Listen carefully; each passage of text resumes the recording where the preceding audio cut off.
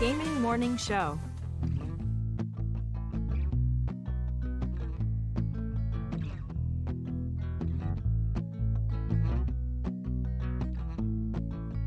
Tell your friends, tell your mom, Gaming Morning Show is on. Wait. Austin, your mom is here? No. Why did I look over where Bob is? Austin, your mom is here? Is she over there? I sure hope not. Is she in the box? Whoa. I haven't seen her in like 2 days. Get out of here, Beelin. I just got the new marble tile installed and you'll mess up the grout. Besides, like our friend Oh Guitar Boy said, Sorry, KK. it's time for the clinically acclaimed Gaming Morning Show. Or should I say, award-winning. And we have a clip of the year, friends. It is the Lost City of D live. Glad we won. Woo! Burp, burp, burp. Kiki Lo is in search of something. I need a D that works. There's the D. Searching in the universe because the D is currently broken. Gaming Morning Show won clip of the year. Oh my gosh. But don't you dare expect to put that Chris Emmy clip, Emmy Memorial Clip of the Year trophy in this I box. probably should have prepared something more special. I'm getting the walls repainted soon. Now where to put the chandelier or the bearskin rug? Oh, and the piano, can't forget that.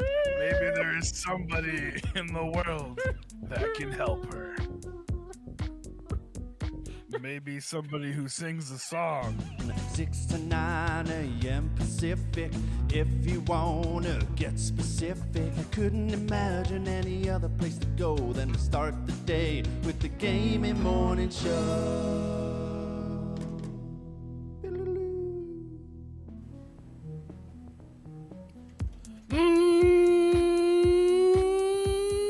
Morning, gamer.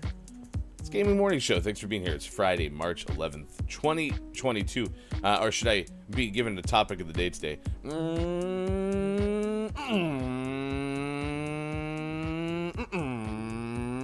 Morning, gamer. Would that be more appropriate?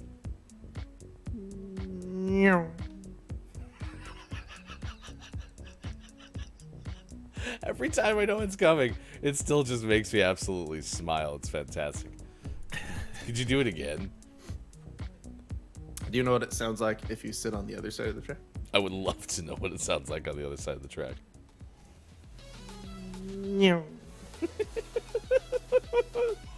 I don't suppose you have a can today. And I don't right now, but I can later. Ooh, you can later. I can. It's the little things in life when you think about it sometimes. I mean, seriously, ever since Sean started to open cans on stream, I'm just enthralled. Only cans though. I never want to hear that name ever again in my life. Not bottles. I mean, as we know, cans are superior. Let's actually start the show. It is the Friday edition on Facebook Gaming, Twitch, YouTube, Twitter, and at GamingMorningShow.tv. I'm glad we just now went live. Austin Attack is here?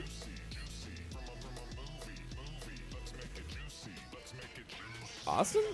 Wait, Austin, your mom is here? No, I mean, Austin's here. Well, great. It's good to see you, Austin. Get on in here. I am JF Downs. I hope you're feeling okay. Scott Chick 360, Kate Zaid is here as well. Kate and Downs opened up the show, but in I don't want to say it was inverted fashion, because while Kate is very often the first person in there, Downs was there at 28 past 5 o'clock. So it always kind of catches me off guard now. Hope you're good, Kate. Happy that you did show up at 49 after 5 o'clock. First, I mean, I really shouldn't criticize Kate for getting here still 11 minutes early as opposed to like an hour, so. Oh, in fact, Kate said, I'm sad I'm awake. I hope everything is as good as it can be. I had a hard time getting up this morning as well. Probably went to bed closer to 11:45 last night. And if you know how that translates into hefty goof hours, that's basically 4 a.m. So I've that's slept getting for close like to like just don't go to bed territory. Exactly. Yeah. Yeah, it's kind of rough. We're doing okay, though. It's been a good tournament so far, and there will be more. There will be more as well. Austin, Texas. I'm getting ready to go to Philly with my mama. Okay, that's fair. Austin, your mom is here. Are we in Philadelphia? Are we Philadelphia? Yeah. Are we cream cheese? The thickest of slather, cream cheese. Actually, that'd be probably a spread if I'm being fair. Coming up, That's a spread for sure. we got a lot of good stuff. Today is National Middle Name Pride Day. It does give us an opportunity. I'm not going to say what mine is, but do you like your middle name? I do. Yeah, my middle name came from my dad. And so when I was young and when I was in trouble, my name was Sean, my middle name, my dad's middle name, and then my last name. It was doubled up. Because it just flows. Because his Yeah. name is, first name, middle name, last name. And so they just put Sean in the beginning of that and say the whole thing.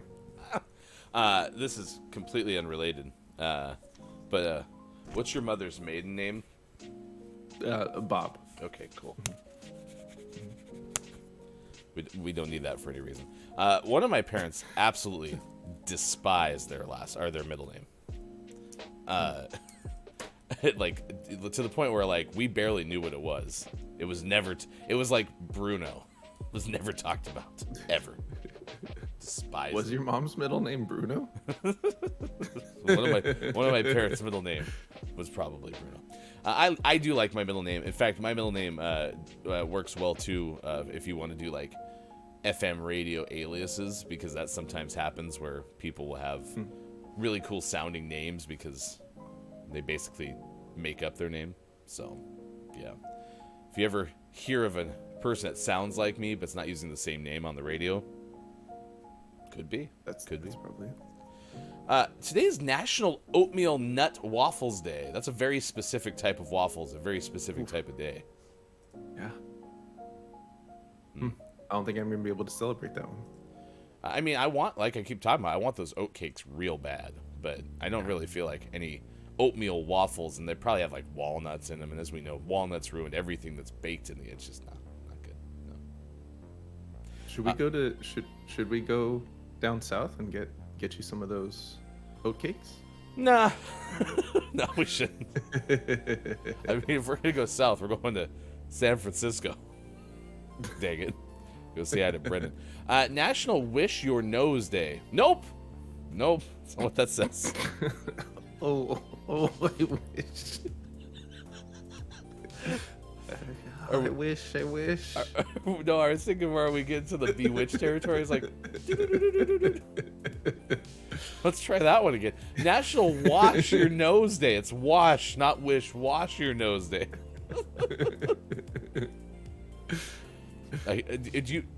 Well, I guess washing your nose can actually be quite a process. You mean you may get like some ancillary nostril washing, but like to wash your nose, I'm sure you're like,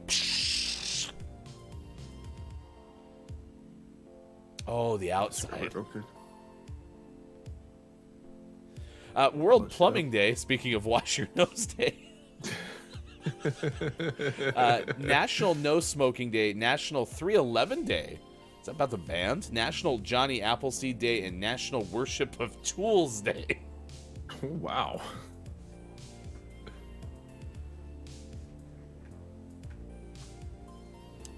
Oh, great tape measure. Oh, great bottle opener. You give us everything that we need. For that, we worship you.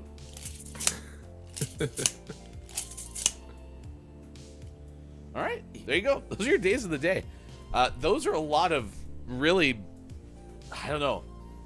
I don't want to say bizarre because somebody's probably really excited that it's National Worship of Tools Day. It's just those are not the same type of days of the day that we have every day. I feel like even if you're excited about one of these, you wouldn't be offended by saying this is an unusual list of days of the day. Especially when you consider it's National Wish Your Nose Day. I wish. Oh, I wish. Coming up, we're going to tell you a couple of stories. There's a crew, in fact, multiple of them. There's crews that rescue the same two people from a bay for the second time this week. We're going to tell you about a rescued cat that was saved by a person who ended up getting stranded themselves. And two students say that teachers have bitten them. They've accused them of that over a jar of pickles. Wow. Interesting. Today, they must though, have heard about the unusual list of days of the day. right? It's bite your teachers over pickles day. Don't tell pickle feeds. Today, hashtag Drive to Survive is trending. I didn't know this, so this is actually kind of like breaking news to me. The docuseries, which is about Formula One, debuted on Netflix. And so we are asking you, what is your favorite Netflix show right now? As you may or may not know, Sean and I are pretty into this whole Formula One thing. Last year was an epic season of racing and storylines. So I'm sure the Drive to Survive this year is going to be fairly nuts. You have actually watched this before, correct? Yes, the season 4 came out today. I will be watching that at every point in between patient care today. I'll be watching Drive to Survive. The first season was amazing. The second and third seasons were fun lead ups to the season, because it always comes out like right now, and then in like a week the season starts. And so it always kind of like leads right into the season, which is great because it gets you all excited. It kind of recaps the whole last season. It's fantastic. So I'm a big fan. The drivers, managers, and team owners in Formula One live life in the fast lane, both on and off the track. This docuseries gives viewers exclusive, intimate access to the people in one of the world's greatest racing competitions. That's according to some page on Google. I don't really know which one it was linking to. It might have been IMDb, but that is the premise for this. I like docuseries a lot. Even the Denver Broncos, your Denver Broncos this year, have been doing some things where like they show you, again, I'm sure it's heavily edited because they're going to take out the stuff that they don't want you to see, but it doesn't feel like that, and that's just because I think shifting from like the periphery, the basic stuff, the surface stuff that you used to only see, to now getting what feels like some more behind the scenes stuff. They did that with their coaching search. And that's pretty cool. So I need to watch this. You've told me about this for years now, and I still have not watched it, but I definitely should. This theoretically should be a good season to watch, but just because last Formula One season was so epic. Yeah. And this show gets a lot of flack, especially from those that like really follow Formula One, because they take a lot of liberties to tell a story. And they'll shoot things in ways that they'll make it seem like, oh man, I can't believe that race really came down to the wire. And then you look back at the race, you're like, oh, the action they were showing was like 10 laps from the last lap. So they'll do stuff like that, and they'll play things from like radio communications to make it really seem like, you know, man, these two drivers must really hate each other, and they'll play that up for the show. In reality, they're just competitors, and off the track, they're perfectly fine friends. So they do get a lot of flack for that, but it makes for a really entertaining product. So keep that in mind. It's worth checking out, but keep in mind that there's definitely some liberties taken to make a good show. Dramatization, if you will. Austin Tech will be driving today, asking if that counts. Sure. Yeah, that's almost the same as watching a Netflix series. As long as Austin is driving to survive. As opposed to not surviving. Yeah, don't drive recklessly. You gotta drive to survive. Well, and I can't remember. I jumped in the car with Hefty Wife the other day, I think to go to your house. And I said something about driving safely or something like that. And it's something that I usually don't say, and I would always actually react in the same way that my wife did. She's like, as opposed to how I usually try to drive. And I was like, that's a good point. Yeah. Like, if you think about it, like we say drive safely is like a, common way to say, have a fun trip, have a safe trip, right? But by saying it that way, it always sounds like you're insinuating that usually people don't drive safely, right? Yeah, Scott don't run into the walls, I guess. Scott Chick's here. I'm pretty sure the other half drank my Lycozade. Nope. Lucozade. I had for work today. I had a grumpy start today. Ooh. Our friends, you remember our friend Ben, who used to host the show with us a long time ago, the galaxy far, far away? He tweeted out the other day a screenshot of him and his wife corresponding, and his wife going, "Where are all my protein bars?" And lots of question marks in the emoji form. And finally Ben was like, "Oh, yeah, I ate those all." And she's like, "What?" It seemed way more angry about it than, he was worried about it. And it was a hilarious tweet. So I'm sorry, though. I always get in trouble for that in this household. I'm usually the person who eats the things, and then my kids are like, why did you eat all the chocolate chip muffins? And I was like, well, they sat there for 2 weeks, so I finally decided to finish them off.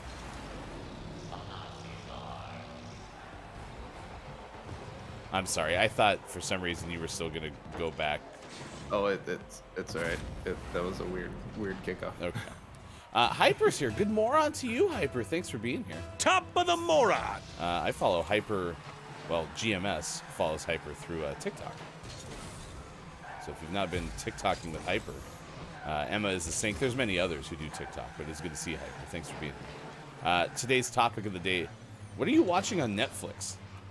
What are you into? And docuseries, I always have a hard time because they eventually end. Yeah. Theoretically, Drive to Survive can go on forever. Well, and you say that, there's a docuseries called Hard Knocks, which is about National Football League. A team is picked every year, and they follow them through training camp. And I do like that docuseries, even though it has the same kind of like obvious parts that you can tell are like, there's no way they happen to have a producer who happened to be there at that specific time, and this happened. Like, you can tell that there's those moments. And they started to do one during the regular season this year with the Indianapolis Colts. Ooh. Never watched it, but they did. Yeah. It's a cool idea. Oh, nice try. Was it? You were in the right place? I At have roughly the right time? I have a proposal. This weekend, could we just play this game recreationally so I can remember that we actually are better at it, or at least I am better at it than I've seen this week? Yeah, we could do that. and I hope you know me. I actually don't get discouraged when I'm not very good at games, but man, this week has been a rough week of Rocket League.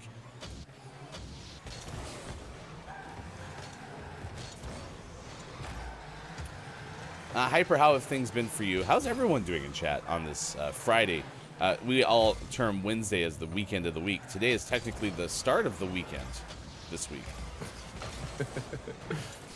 Well, Wednesday being the weekend of the week and Friday being the start of the weekend, 4 of the 7 days of the week are related to the weekend now. Basically, what we're trying to say is your whole week is now your weekend. When if you think about it, maybe that's how GMS makes you feel. Is it feels like every day is the weekend now when you have Gaming Morning Show.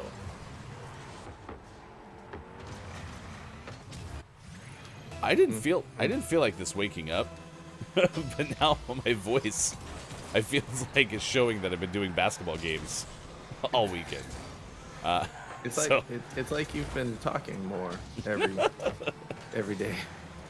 Top of the moron to everybody joining us. Thanks to Archie for sending Archie's audience on over on Twitch. We appreciate you being here. Good moron. We are playing Rocket League right now. We have the Gaming Morning Show, Morning Gaming News coming up. I am Hefty Goof.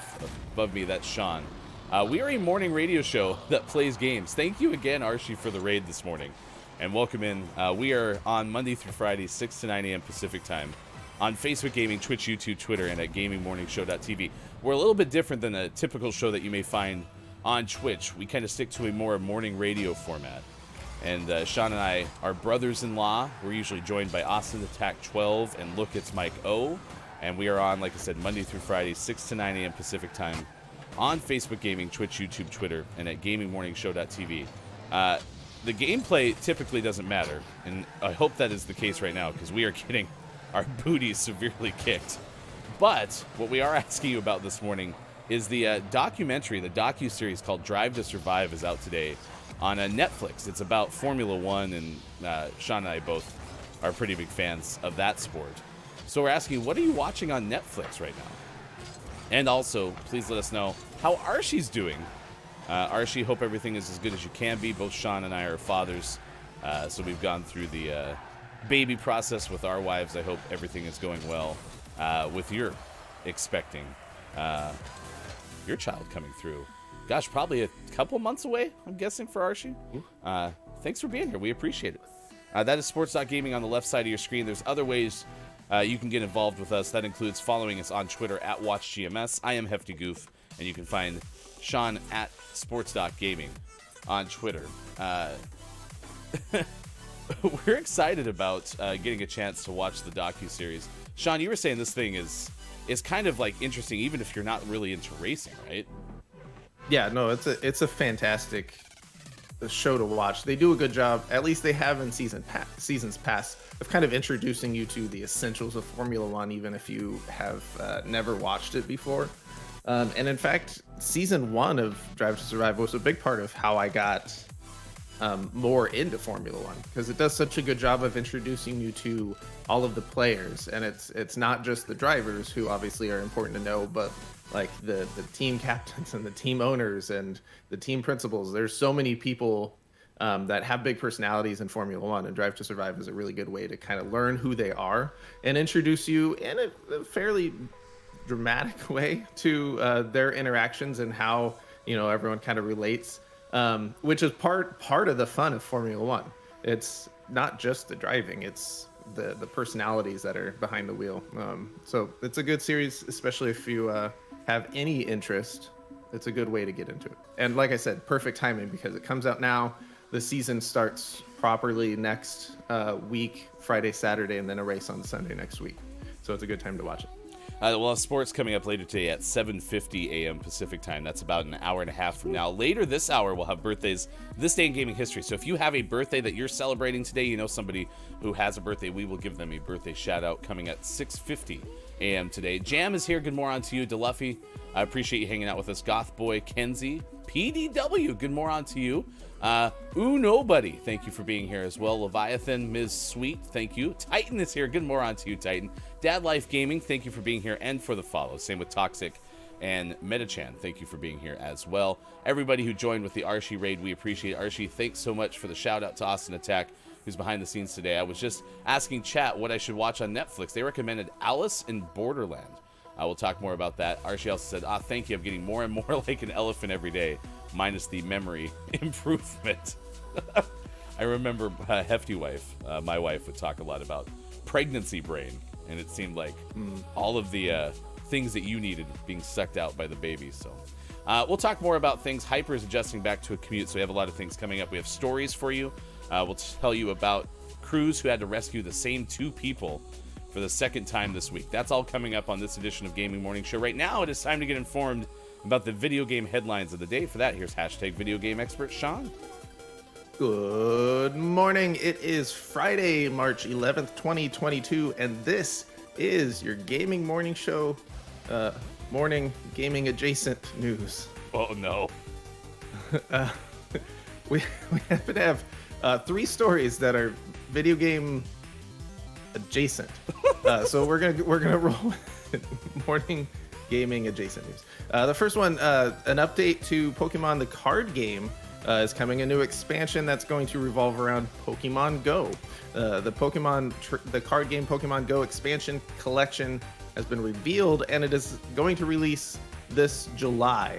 This is from Wesley LeBlanc of Game Informer, which means you'll be able to find it in stores probably next July. Oh no. Someone's gonna buy them all and sell them. That's just how. They do hit retailers in July. This was teased back in February, but today the Pokemon Company International has detailed everything fans and players can expect in this collection. Based on the popular mobile AR game, this expansion will hit participating retailers starting on July 1st, with additional releases coming at a later date. As at least this one of those things that like it's harder for like the bots to get a hold of. Yeah, because it's like more of a. And a lot of stores, at least around here, they've put in protection in place where you can only get, each individual can only get like 2 Pokemon card packs and stuff like that. So hopefully they don't go crazy, because I know my kids would be excited for new Pokemon cards. Could our kids not be excited? We've spent so much money on Pokemon cards. I feel like they have enough, but rumor is you gotta collect them. Gotta collect them all. Gotcha. In our next video game adjacent story, We've talked about this before, but now we have more official planning. The Super Nintendo World is officially coming to Universal Studios Hollywood in 2023. So we knew it was planned, but now it's been officially scheduled.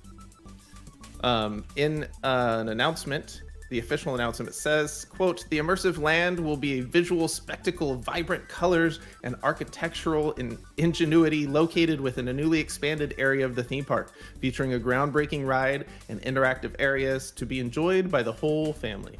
Themed shopping and dining will enhance the entire experience." This is, of course, similar to the one that opened in Japan in 2021.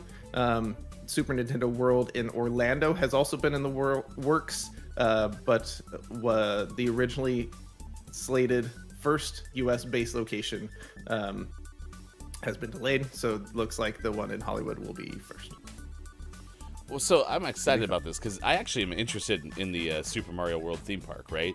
And the fact that it's going to be on our coast, both Sean and I are in the Pacific Northwest of the U.S., to be able to just kind of head on down there, that'll be neat. So I'm excited for that. You said it's going to be Universal Studios? Yeah. Nice. It'll be fun. I'm excited. Go in some pipes and eat some mushrooms. Out of context, that's a interesting phrase to say. Video game adjacent. Speaking of Nintendo, segue. Nintendo has revealed their next expansions to their Lego adventure sets in the form of Lego Peach and a new adventure course coming this August. This is also from Wesley LeBlanc of Game Informer. They had recently released Luigi as a little Lego playable character for their adventure courses. That was last year, and now we're going to be getting Peach this year. Lego Peach is you can see a picture in the link that we provided. It's pretty straightforward. Peach looking, kind of Super Mario 64 era Princess Peach. And then the adventure sets largely revolve around Peach's castle, because Peach has a castle. So these are cool. My son got a bunch of these for his birthday this year, and they liked them a lot and played with them. They being him and my daughter, played with them a lot, like right when they got them, and then they stopped playing with them, and it makes me sad because I also like playing with them. Well, but wouldn't that mean that you have more time to play with them? Yeah, but I never pull out the Legos myself. If they're playing, I'm like, oh yeah, I should do my parental responsibilities and go play Legos with my kids. It looks weird when they're like, Dad, make us lunch. I'm like, no, I'm playing with your Legos. It's a totally different vibe. Oh, Dad didn't make us lunch again. He was playing with the Legos. That's the story at school. It's okay. They'll come back.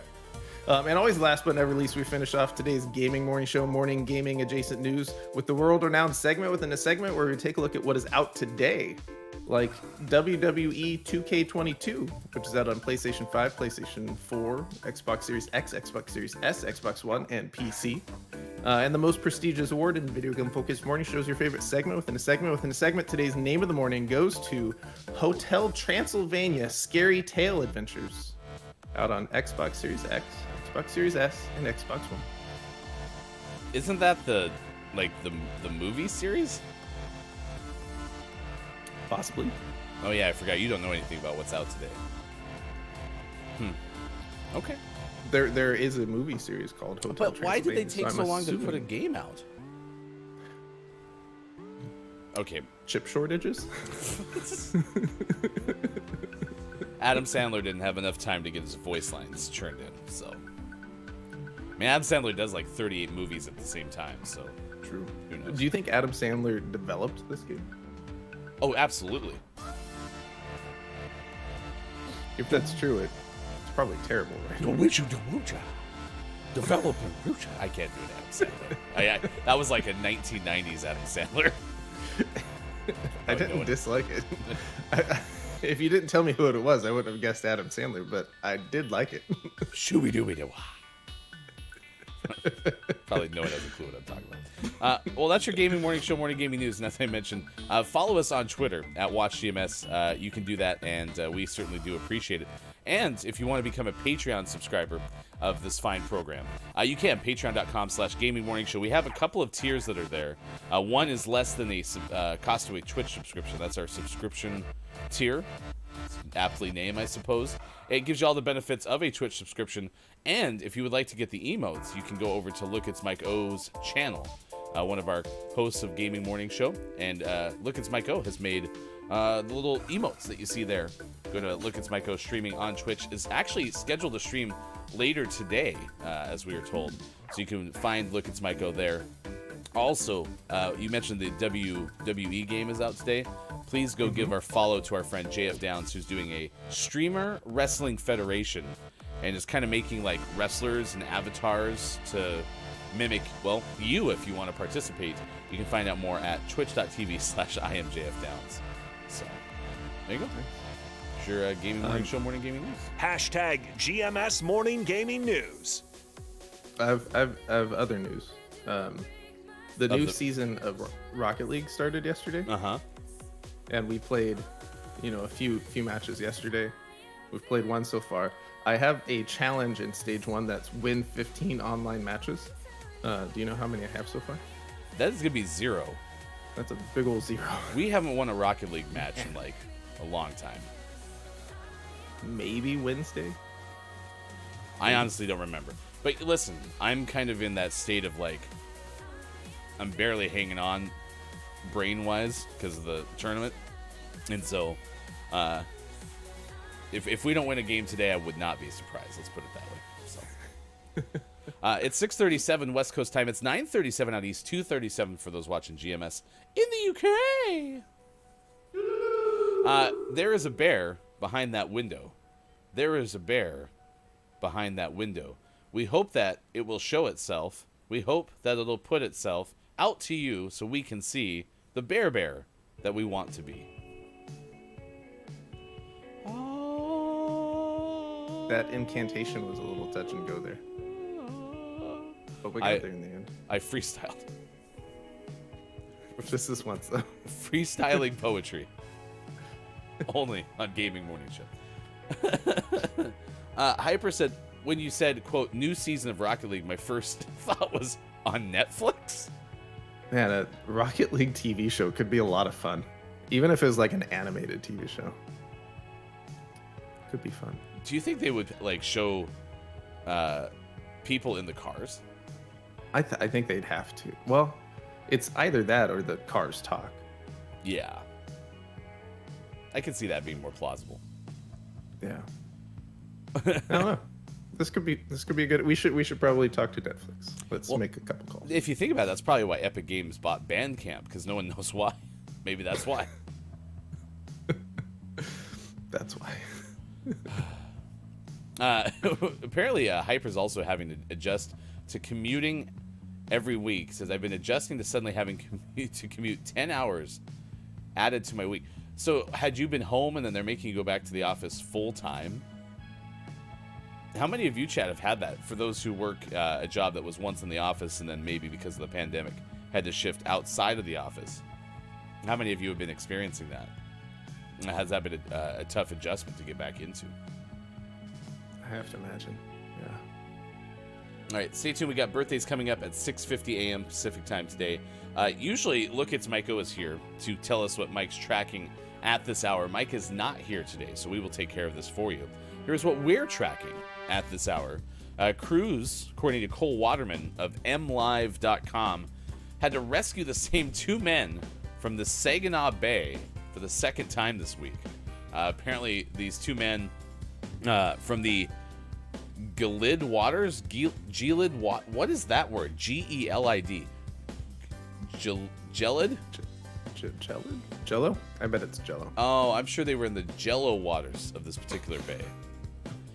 They had apparently plunged through unstable ice. They had been rescued in a first incident, and then I think they were ice fishing because they refer to these 2 as anglers. And they were trying to retrieve items they had to abandon during the first rescue when they needed to be rescued yet again. So they lost some stuff, being rescued the first time, had to go back to try to get it. And I'm pretty sure that the authorities that helped them out the first time were probably like, don't worry about the stuff you lost. You'll probably get it back through some sort of means, but you are alive and you should be happy about that. Apparently they didn't listen. I'm assuming that would probably be advice that they were given. That makes sense. Quote, the two men were trying to retrieve equipment they'd been forced to leave on the ice from their previous rescue. The prior rescue occurred on Sunday and saw the two men have to leave behind snowmobiles, fishing equipment, and an AV pop-up camper due to a large crack in the ice. The U.S. Coast Guard rescued a third person with the men on that date as well, about 2 miles offshore of Linwood Marina. Quote, they took a 12-foot flat-bottomed boat to cross the water out to the ice floe when it capsized in rough water. One of the two men's cell phones still worked, managed to call 911, giving updates on their location. The boat the men had taken out sank. The other property they'd been trying to retrieve was not hauled in as of Wednesday night. So they took a boat out to try to get the other stuff and then lost the boat. Gotta cut your losses at some point. I mean, I've never had to be rescued from the ice, but my recommendation is, well, just be happy that you're not permanently icy. Like Captain America. Yes, like Captain America. My Marvel brain definitely knows what you're talking about. Was Captain America frozen for a long period of time? Yeah. Like from World War II until present day. Is that common knowledge? Like, I should just know that? Yeah. Wow. Okay. So, coming up later on Gaming Morning Show, I will go through my essay on Captain Marvel. Nope. Captain America. Which one was it again? Yep. I'm in the way. Oh, wait, was that? You guys were just there, and I aborted Sean because I was like, oh no, I'm going the wrong way.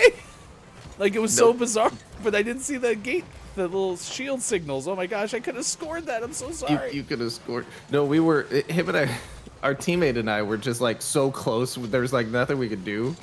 And then it happened to be sitting right behind him, so he just slowly backs up. But I was sitting there, so I couldn't get out of the way, and I saved it. Oh, that's I did a bad job. I did a bad job. Oh my gosh. Above Zenith, I didn't get a chance to say hi. Good morning to you. Thanks for being here. Above Zenith, been with us a couple of times this week, I do believe. Good moron! Told by Hyper, Captain America got frozen. Captain Marvel just casually hangs out in the cold of space. In space. Space. Space.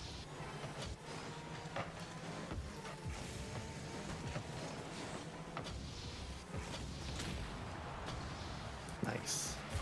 Yeah, I was pretty proud of that. Explosion. Yeah. If you can't stop the ball, stop the player. You know what I mean? That's right. That's right. That's right. I learned that Rocket League rule early on in Rocket League school. Yep. If you're just joining us, I've been up since 4 in the morning. Well, no, that's not true. That's usual. I didn't go to bed till 4 in the morning. That's also not true. Well, if you, again, use conversion math from when I usually go to sleep to when I actually went to sleep, technically it's accurate. Well, maybe not technically, but it's accurate. Above Zenith adds, well, if you can't stop the ball, stop the player. And if you can't stop the player, well, then just stop. You no longer can play the game. You're not allowed.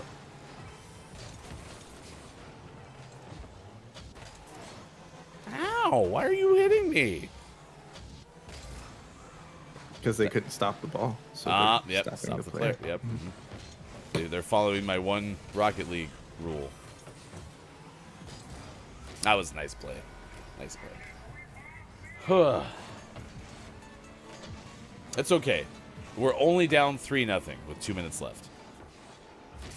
Yeah. Feels like more. It does. Oh, that's a good reminder. Coming up this weekend on Sunday, it is GMS Weekend Edition. It is our 1-hour program. Austin Attack 12 and Chris M.E. are your hosts, and they bring in panelists, they bring in interviews, and recap the week that was in headlines pertaining to video games. A lot of times it's a story that maybe came out of the gaming morning show, Morning Gaming News. Maybe it's something else that we didn't get to over the course of the week. So they break down those topics. They take a look back at some of our best moments through our Clip of the Day review. But then one of my favorite segments that they do is something called Content Discovery. And they go through and take a look at people that they've been watching, making content. Could be live streams, could be YouTube. And they share those with everybody. In fact, I think Above Zenith was featured on Content Discovery on a GMS Weekend Edition. So check it out. It is on Sundays at 7 a.m. Pacific Time on Facebook Gaming, Twitch, YouTube, Twitter, and at gamingmorningshow.tv. Check a look. Yes, check a look, as they say.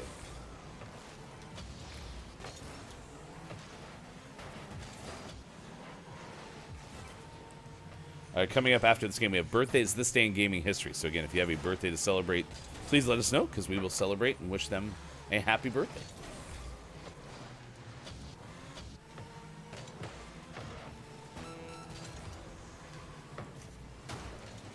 Have we scored a goal this morning? I don't know if we've scored a goal this week, Sean. But no, we have not scored this morning. I miss scoring goals. I mean, screw Elden Ring. This is a hard game. Might be slightly centered-ish. I let our teammate try and he didn't do it. It's the last time. Never again. Happen again. Never again. It is good to see you. Thanks for being here. Now, 6:48 on the West Coast, 9:48 out east, 2:48 for those watching GMS in the afternoon.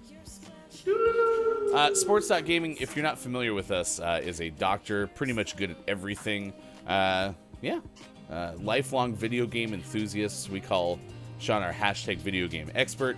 I am a broadcaster who's been doing radio for about 20 years, 20 plus years at this point. Know a little bit about sports travel. Mike O is into cryptids, legends, and lore, and any shirt that our friend Matt Artisan makes as well. Matt Artisan was the one who made us GMS Puppet Pals. Look at this guy, he's so cute. Hi. I have some bad news, though. My painter stick is splintering. Oh, no. So now I know ninja and karate and stuff. Because it's splintering. Get it? If you go to our Twitter, by the way, we have a poll that still should be available to vote on. Yesterday, we got into a heated debate about the best Ninja Turtle. I am JF Downs is currently, as we speak, running a campaign to try to get Raphael to win this poll. So you can vote at WatchGMS. I'm a Donatello fan, but everyone was hating on Raphael yesterday. That's rude. You had Michelangelo, I think, winning last I looked. So you can find that at twitter.com/watchgms. All right. Birthdays this day in gaming history. If you have a birthday to celebrate, please let us know so we can celebrate with you. Today is emzynoodle's birthday. I don't know if I have a shout out built for emzynoodle, so I'll throw it into the Twitch chat. emzynoodle is often streaming things like Apex Legends. Happy birthday to emzynoodle today. To you, emzynoodle. It's your birthday song. It isn't very long. Toot toot. Also today, in celebrity birthdays, it is Bobby McFerrin, the singer's 72nd birthday. Nice. Bobby has won 10 Grammys over the course of his career. And that's all it says? That's all it says. Okay, if that's the case, then do we play the game in reverse? I think so, for the second day in a row. Okay, I think that this is the easiest thing to do. How about I play when it's in reverse? Sound good? Okay. All right, this Okay. is not Hardy or Hardy. What are we looking for, Grammys today? Yeah. Hardy or not Hardy? Okay, so has won how many times? 10. Okay. However, they're this might be more difficult. Their Wikipedia only lists their wins, and that's not usually the case. So Oh, okay. Well, I'm going to go with 10. I'm going to guess Bobby McFerrin never lost when nominated for a Grammy. let's see here. So they looks like. Oh wait, there's an arrow. 12 nominations. 10 wins and 12 nominations, though. That's pretty darn good. Incorrect. It is, but it still doesn't change the fact that I was actually wrong. So, I can't believe. Yeah, can't believe you're so wrong. wow. Could you imagine winning 10 out of 12 times? Good for you, Bobby McFerrin. Pretty solid. Yeah. Proud of you. Let's see. Actress Alex Kingston turns 59 today. Has played a character on 2 unrelated shows whose last name was Pond.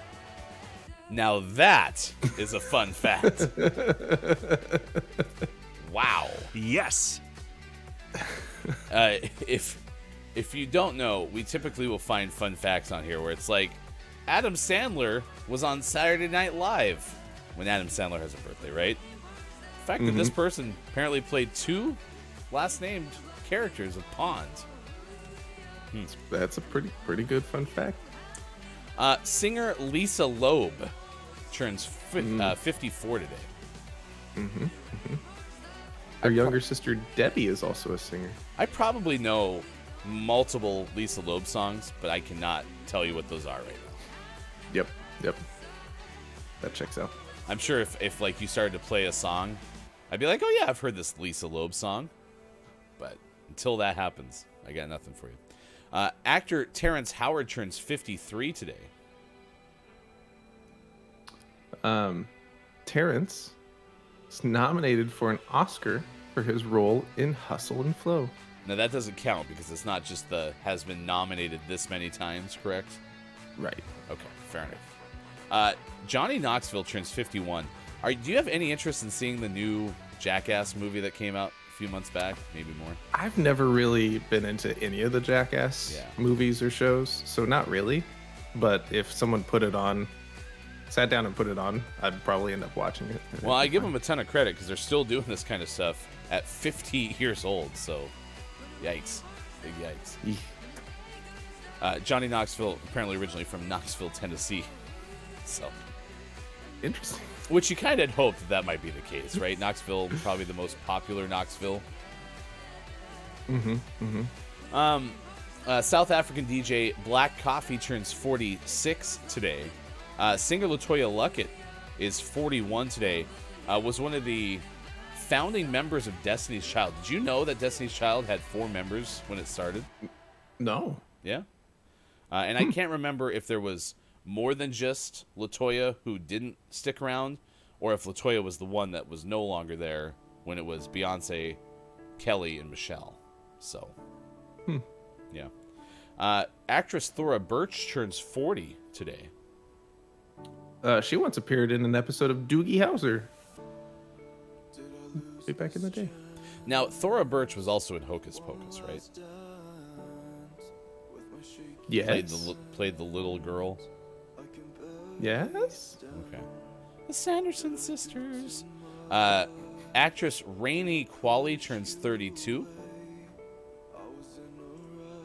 Her oldest daughter. Oh, she is the oldest daughter of actress Andy McDowell. So, I don't know how many of you have cars that have like the hatchback part that goes up to like store things. We have an SUV that does. And over the course of being outside and probably being older, the hydraulics, whatever would keep it from falling down, no longer worked. And so if you open the hatch, it would fall right back down. And so we had to get something to prop it up in order to access the back until we got it repaired. And we used a dowel that Sean, I think, was a former like piece of scrap wood from something you did. And so I would call it my Andy McDowell. You know, just a few minutes ago, Above Zenith told me to stop. I think there's no hope at this point. Thank you. Anthony Davis of your Los Angeles Lakers, well, sometimes when healthy, is 29 today. I really would like to see Anthony Davis get on the basketball floor, and I would like to see Anthony Davis help the Lakers win more basketball games. Jodie Comer is an actress, turns 29 today as well. Some of Jodie's recent film credits include The Last Duel and Free Guy. I want to see Free Guy. Have you seen it yet? I haven't. That's me and Hefty Wife's next date movie. Nice. It's going to be Free Guy. All right. Any other birthdays that you noticed right away? Rupert Murdoch. It's 91. Douglas Adams, author of Hitchhiker's Guide to the Galaxy. It's his heavenly birthday. Keyboardist Al Gamble, which if I left it at that, would be a pretty awesome name. Al Gamble. But Al is the keyboardist of St. Paul and the Broken Bones. 53 years old today. St. Paul and the Broken Bones. There apparently was a show called iZombie. Actor David Anders of that and The Vampire Diaries is 41 today. Nice. Yeah, my wife watched iZombie for a couple seasons. You know, the follow-up to after iCarly died. Yep. Sorry. Let's do this day in gaming history. We have one from before 1995, which means it's a chance for Sean to play lawsuit or not lawsuit. We found that many times there are lawsuits that happened early on in like video game history. So we have this like line that if you cross it, well, we're not going to play this game. However, this one's from before 1995. The year, Sean, was 1983. That's gotta be not a lawsuit. When Bob plays a didgeridoo, your answer is locked in. 1983, Atari and Coleco Industries settle their legal disputes. Coleco is licensed to continue making and selling the expansion module number 1 for the ColecoVision and is licensed to produce the Gemini video game system. It was a lawsuit. Incorrect. No, they settled their legal disputes. That's the opposite of lawsuit. They settled their lawsuit. If you're doing a segment with video game adjacent, we're going to go not a lawsuit, or we're going to go a lawsuit. Oh, but coincidentally enough, this day in 1999, Sony files 3 requests with the San Francisco Federal District Judge regarding Connectix's virtual game station product. Sony demands that Connectix cease use of the PlayStation BIOS, deliver all copies of the BIOS to Sony, and give Sony all prototypes of the Windows version of the software. The court rejects all requests. Oh. Get wrecked, Sony. Get out of here. Rejected. Do you think my voice is going to make it the final 2 hours? No, I don't think so. 2004, Lionsgate Films releases Phil the Alien to theaters in Canada. A Nintendo Zapper light gun controller is worn like a real gun. Neat. What a moment in time. 2008, Sega releases Condemned 2 Bloodshot for PlayStation 3 and Xbox 360. 2014, Electronic Arts releases Titanfall. Ooh, that was a big moment in time. That was for Xbox One and Xbox 360. And Bandai Namco, happily together, released Dark Souls 2 for PlayStation 3 and Xbox 360. So the Dark Souls games made by Bandai Namco. Lucas Michael was not messing with me yesterday. Well, he could have still been messing with you. Did he go in and edit this? I bet. Maybe. That'd this be is Mike's doing. hilarious. Yeah. Man, if Mike got that right, but by accident, wow. Good for you, Mike. Good for you. All right, that is your This Day in Gaming History birthdays. Next hour, we have a top 10 list. Again, we're asking you for our topic of the day with Drive to Survive trending on Twitter. We're asking you, what is your favorite Netflix show right now? We're also going to give you the top 10 Grand Prix circuits every Formula fan should see. This is from roadtrips.com because you said the Formula One season comes your way next week. Yep. Next Sunday, first race. That's the first race of the year is next Sunday. Next Sunday. Man, I'm not ready. Okay. It's time. All right, thank you again, Toxic Dad Life Gaming and Metachan for giving us the follows on Twitch this morning. Thank you, Archie, for the raid earlier in the show. Always appreciated, and we will come back with more of this award-winning gaming morning show program that's on the way next. That's Sean. I'm Hefty Goof. Thanks for being here. You can join us on Discord as well. Do ! Discord. We'll come back with more Friday, March 11th, 2022 Gaming Morning Show. What you saying to me makes me nervous. No, you're making me. You're making me. You're making me. Ooh, you know you're making me. You're making me. You're making me. Hey, you're making me nervous.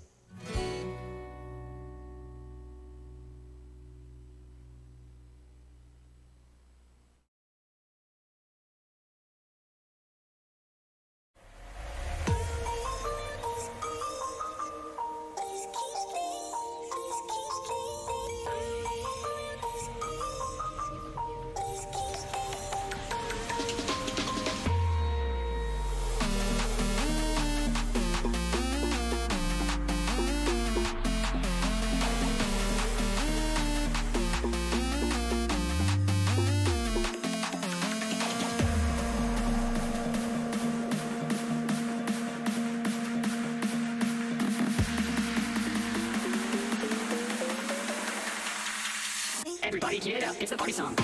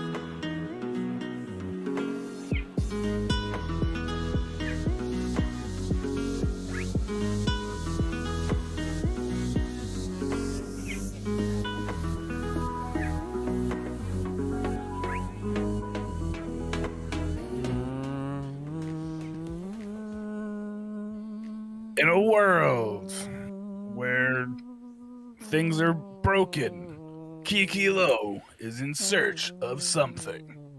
I need a D that works. There's the D searching in the universe because the D is currently broken. But we need a newer D. Where can she find it? Where can I get a D from? Maybe, Who will give me the D? maybe there is somebody in the world that can help her. Maybe somebody who sings a song. That's how we do, baby. Coming to video screens near you and on your telephone devices in 2022. Sorry, Kiki. Kiki Lowe and Superphonic in the Lost City of D. Finally, the D, and it feels so good. Only on Peacock.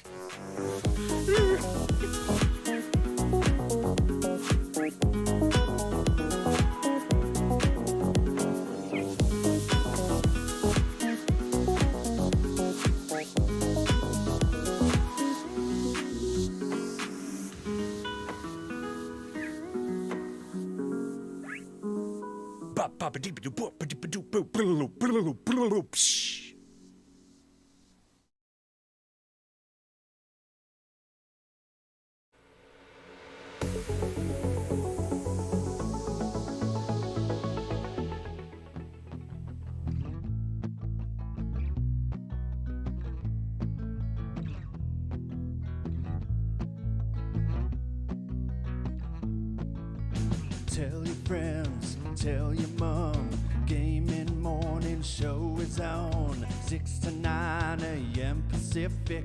If you wanna get specific, come Monday through Friday and sometimes after dark. A daily theme with a question mark. We got gaming news and sports and Bob. Hefty, Austin, Mike, and Sean, the heartthrob. I couldn't imagine any other place to go than to start the day with the Gaming Morning Show.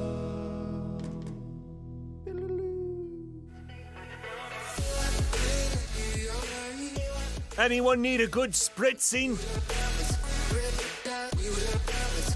Coming up on Gaming Morning Show, list of the day and sports. Find us on Facebook Gaming and follow us on Twitter. Go to gms.watch and click on where to find GMS and become a Patreon. Time for hour number 2. Right now. Morning Gamer. It's Gaming Morning Show. We are on the air. It is Friday, March 11th, 2022. It is the end of the weekend of the week. No, that doesn't work. That would be as Wednesday becomes Thursday. That'd be the end of the weekend of the week. It's the pre-weekend of the true weekend of the week. Real talk. Friday's not the start of the weekend, right? It's not the start of the weekend, right? No, it's just Friday. Okay, because the weekend is still just technically Saturday and Sunday, right? It's just Saturday and Sunday. What about like if you're working on Monday through Friday 9 to 5, right? Like what if 5 o'clock hits? It's the start of the weekend. I think you can count. Like Friday night post any responsibilities. We'll call that but Friday morning at 7:10 on the West Coast, 10:10 on the East Coast, and I always forget in the UK, Doolulu. I don't think we're in weekend category. I think Friday night is more weekend than Sunday night. Oh yeah, well maybe maybe the weekend actually is. If again you're doing Monday through Friday 9 to 5, maybe it's from 5 o'clock Friday till 5 o'clock Sunday. Yeah. That's a 48-hour period. And don't forget Wednesday. Well, that's the weekend of the week. It's like if the week had a weekend, it would be on Wednesday. Okay. Also, chat saying that you've become one with the box. You kind of remind me of Zordon right now when you look straight into your camera. Do I sound like Bryan Cranston? His most memorable role. All right, you can go back to regularly scheduled programming. Okay. Oh, Sean's here. Hey, it's good to see you. Thanks for being here. 7-11 on the West Coast, 10-11 on the East Coast. Is 3-11 for those watching in the UK. Those are behind the scenes right there. Okay, so if you've not been here, Sean, we've discovered, has the world's best microphone, which is a great pleasure because sometimes during the morning we get a little sound effect. Now, are you ready to do this, or are you not thirsty at this time? Oh, I'm ready. The ice is melting. Okay, so Those lights are hot. Describe what you have in front of you. I have a glass of ice and camera battery, USB drive, wrist brace, and a mini can of Coke. All right, so we're going to play it like Blue's Clues. Which one should Sean pour into the glass of ice? The camera battery! The camera battery! USB drive!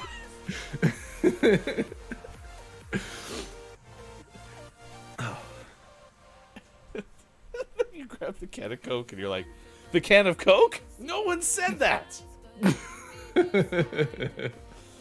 We wanted the battery the whole time. All right, I'm going to turn the music down. Welcome to GSM.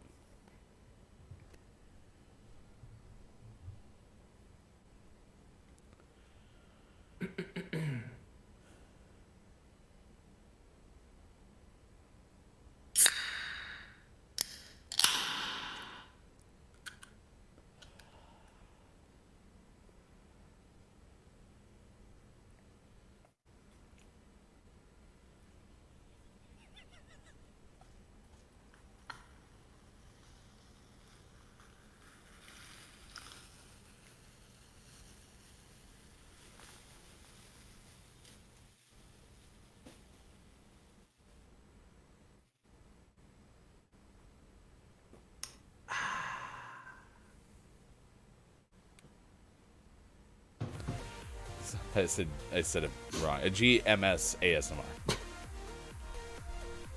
ASMR. Do you think is your echo, is your reverb still on? No, that's still just pretty flat. good. Because my next thing was going to be, do you think that everyone who does sound effects just knows everything is better with a little bit of reverb? Yeah, just like 40% reverb. That's pretty spot on. If I could bottle that, I would and sell it to No, them. it's not as good in bottles. You got to do it in cans. Oh, right. So if I could bottle the cans. Sure. Fun fact. Or some can the places bottles. call Get these out of here, cans. bottles. Did you know that? So through your cans, you're hearing a Can. Yes. I was also worried your pour was a little bit slow, and I thought it was going to miss the glass and pour it like to your keyboard or something. That would be on brand for Thursday. I mean, you were very full. You were like perfectly framed, and I'm just watching like, here's, and it was like angling this way. I'm like, oh, he's gonna miss. So, thanks for being here this morning. Top of the morning. Both Dungeon Master KJ and Quiet I Am Gaming are reporting to this Friday edition of the show. Friday night is the weekend, according to KJ. Hyper said that as well. Sunday night is not. So I think the more like 5 to 5 line of thinking is technically the weekend now. If you have, again, traditional working hours. We also blew Hyper's mind. Zordon was Bryan Cranston? He was in the recent movie, right?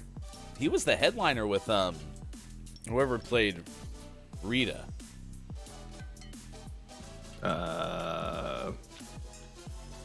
Man, Famous what is for her Hunger name? Games Yeah. and Best in Show and definitely not Leslie Mann. Elizabeth Banks. Yep. There it is. She's also the host of Press Your Luck.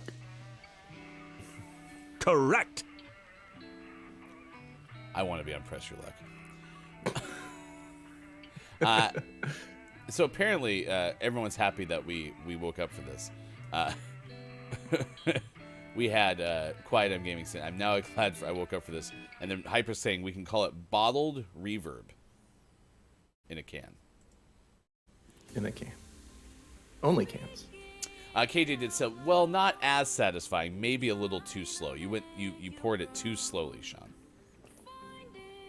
I didn't want it to get too bubbly and spill all over. Give it time to breathe. But you risked having it pour on your keyboard. So my keyboard likes it. Good moron. Brendan is here. Hey, it's Brendan_TTV. Oh, no. Thank you for being with us this morning. Brendan missed it. I'll go get another Coke.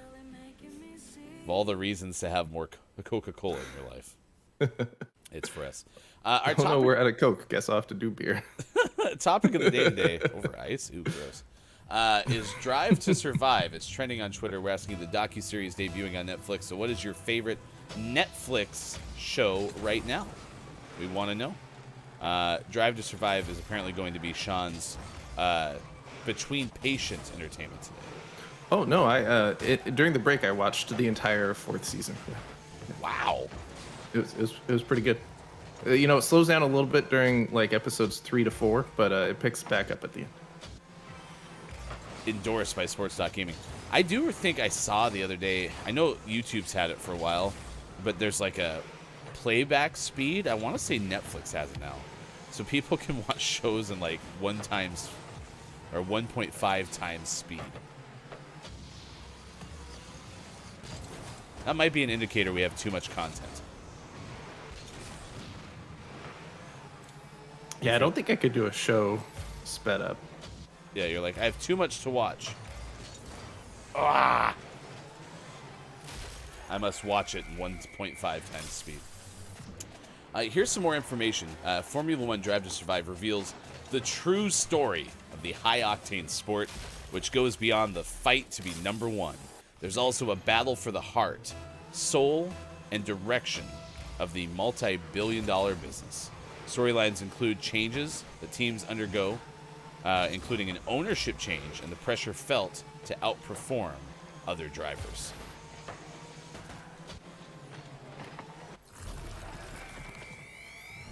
We did it. We scored a goal.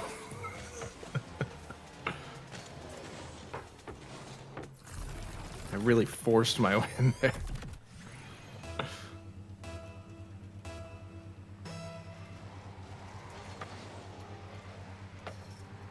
All right, we're going to have Quiet Time Gaming join us to play Rocket League next hour. Well, next game. So, KJ says, I haven't been on Netflix in a while. I consume media in large and sometimes excessive quantities. So what is on Netflix is no longer new to me. I wonder, has anyone done a study of how long it would take to watch all of the stuff on Netflix?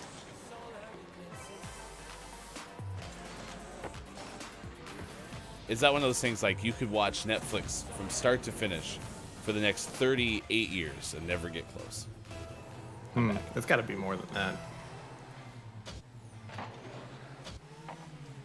My guess, I'm sure someone's crunched the numbers at some point, although they almost immediately become outdated. Yeah, true.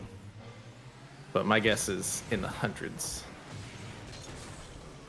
of years. I apologize for that last goal. That was due to my dropping of the controller. So, you know, if this game wasn't already hard enough for me right now, as it stands, me dropping the controller didn't help.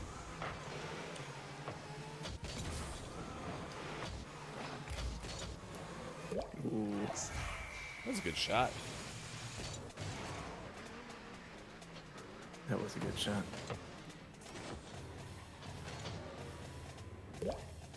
That's that splash one I still want. I like that one a lot. Although I wish it said sploosh.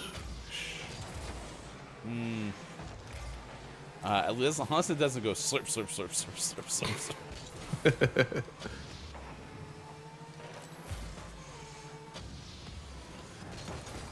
I thought I was going in. I was like, I have a goal finally. Yeah, I don't watch too much Netflix that's like Netflix original stuff. I know my kids do, but I'm a big fan of Cobra Kai. Cobra Kai is pretty good. oh yeah, that's the Karate Kid thing. Yeah. Yeah, I've heard good things about that. I remember when Cobra Kai first came out, I thought it was like a YouTube. It was. Oh, really? Yeah. Yeah, it was a YouTube. Was that during the era where they decided to call it YouTube Red? Instead of like YouTube Premium? Yeah. But yeah, it was like a YouTube exclusive, and you had to pay for whatever their subscription was at the time to be able to watch it. And now it's on Netflix.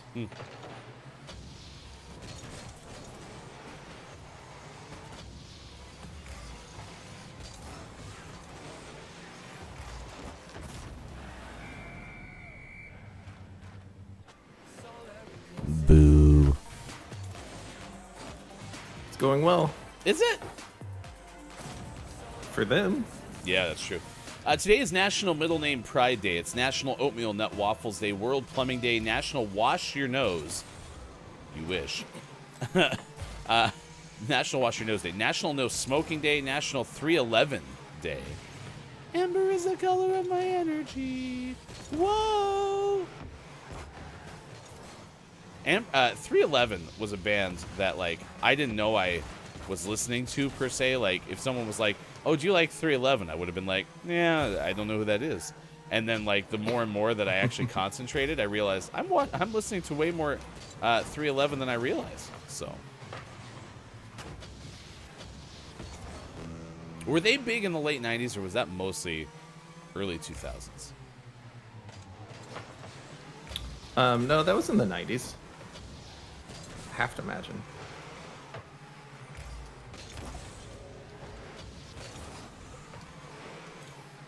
Whoa! Although now that I think about it, I can't remember a single song other than Amber, so maybe I'm lying too.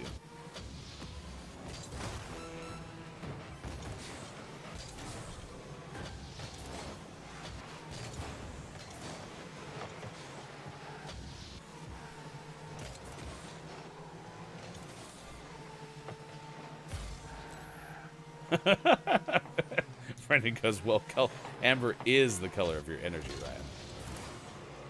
Ryan. Who's Amber? How does Amber know me? I'm Miss Gordon! Oh, God.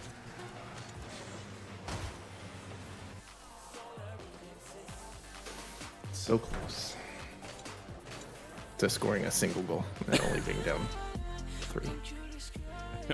With that touchdown, the final score of Super Bowl 24, thanks to John Elway's patented late-game magic. Denver 7, San Francisco 55. It's 7:25 West Coast time. It's 10:25 out east, 3:25 for those watching GMS in the UK. You know, I will admit, today is a rub the eyes kind of show. I'm super tired. I've talked about that already. So I think I am ready for the actual weekend. However, that said, I'm excited for this list because we get to kind of preview what is going to be maybe a fantastic season of F1. The concern I have is what Sean's talked about, where it's like, if you just jumped in, you're like, hey, first year I'm watching Formula One racing was 2021. You may be severely disappointed with what happens in 2022. Yeah, that was one of the best seasons in the history of Formula One happened last year. So that's a high bar. Definitely the best in like the current era of Formula One. So I do have a question then.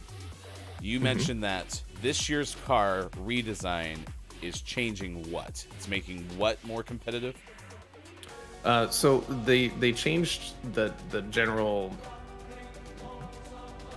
build of the cars in efforts of changing the aerodynamics to create cleaner air behind the cars. So part of the issue with the cars over the last few seasons is they spewed so much dirty air behind them that if you're driving and as you get close to someone, you get into that dirty air and all of a sudden your tires are overheating, you don't have downforce, and you have no choice but to back out. And so that wheel-to-wheel racing was severely inhibited because you couldn't get close to someone. If you were going to pass someone, you had to do it you had to, build up speed, come in, pass them real fast, and then get through before your car was too affected by the dirty air.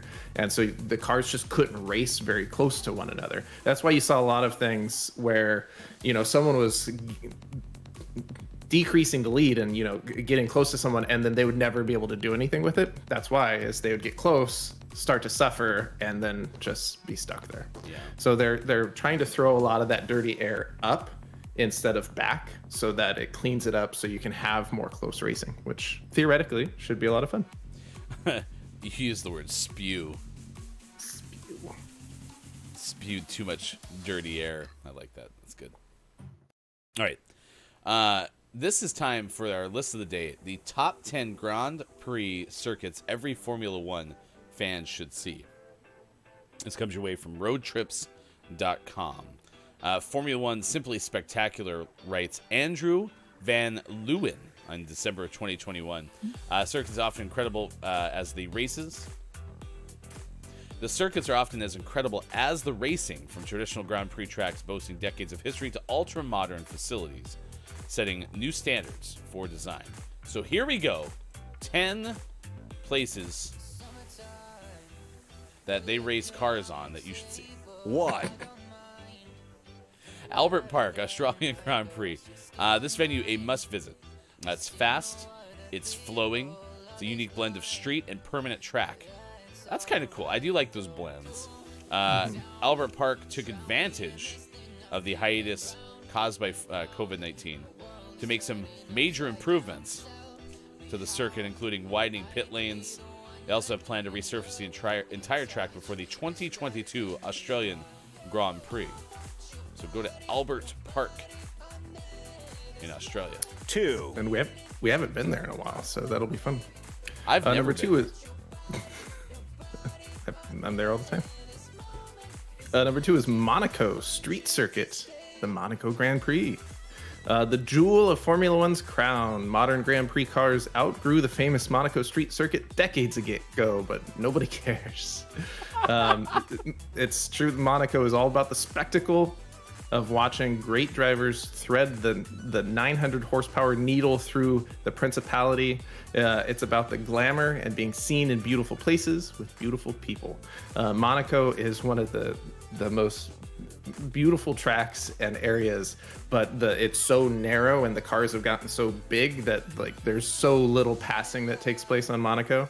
It's basically once you qualify, it's just a parade around for the actual race, and then they finish. So it's the most spectacular, boring race you will watch all season. 3. It's spectacularly boring. Number 3, Marina Bay in Singapore. It's spectacular all on its own, but with the Formula One race right in the city center, under the lights no less, you have something truly special.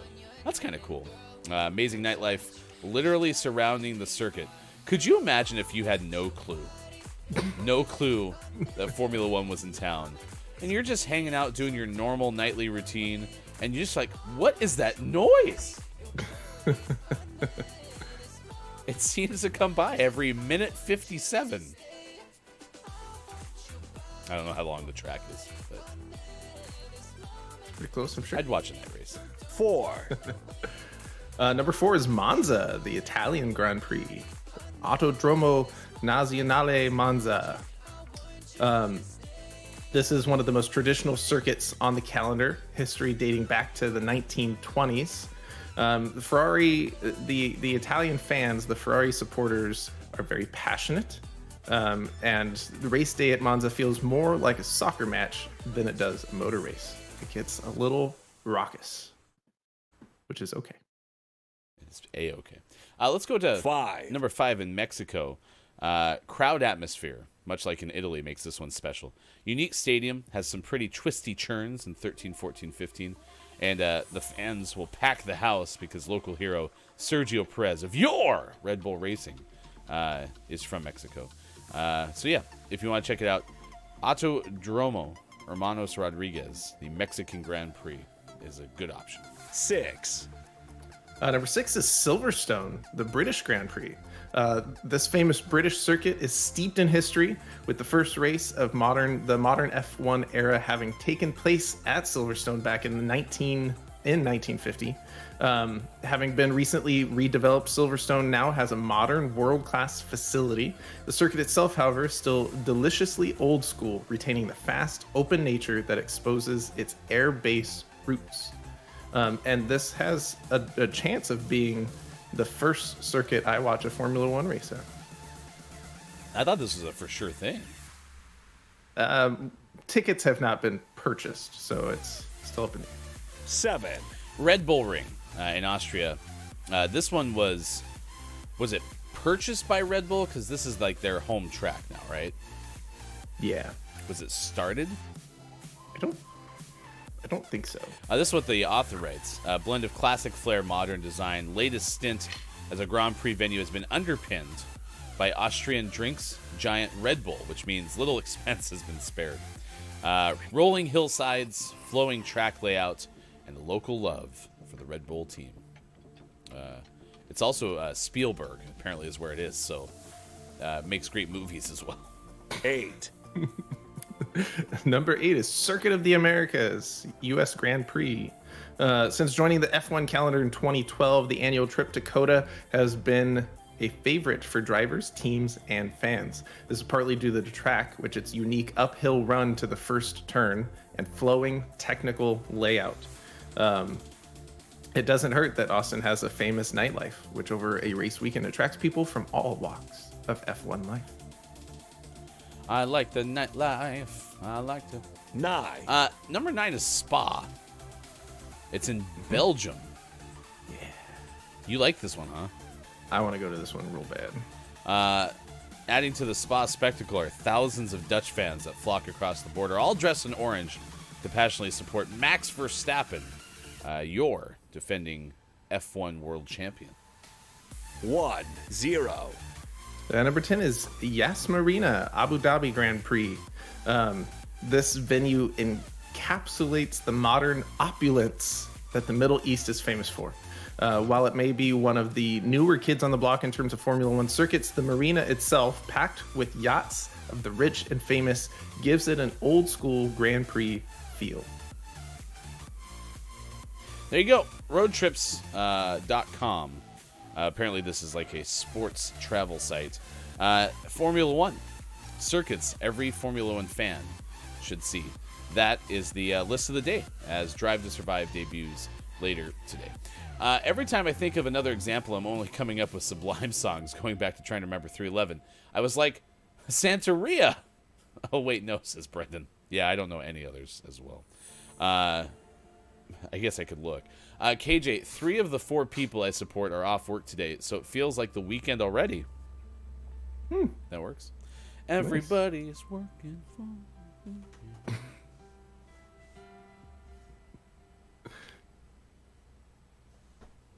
7:35. If you haven't already, you should check out Horizon Forbidden West. It's the latest YouTube exclusive from GMS Plays. We are up to episode 6 now.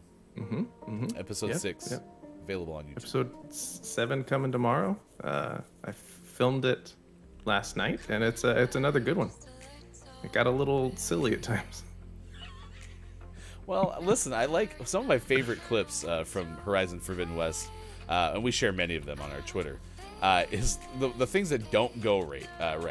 Like the one where the person's like supposed to be shoveling or sweeping something, and there's just nothing in their hand. It's just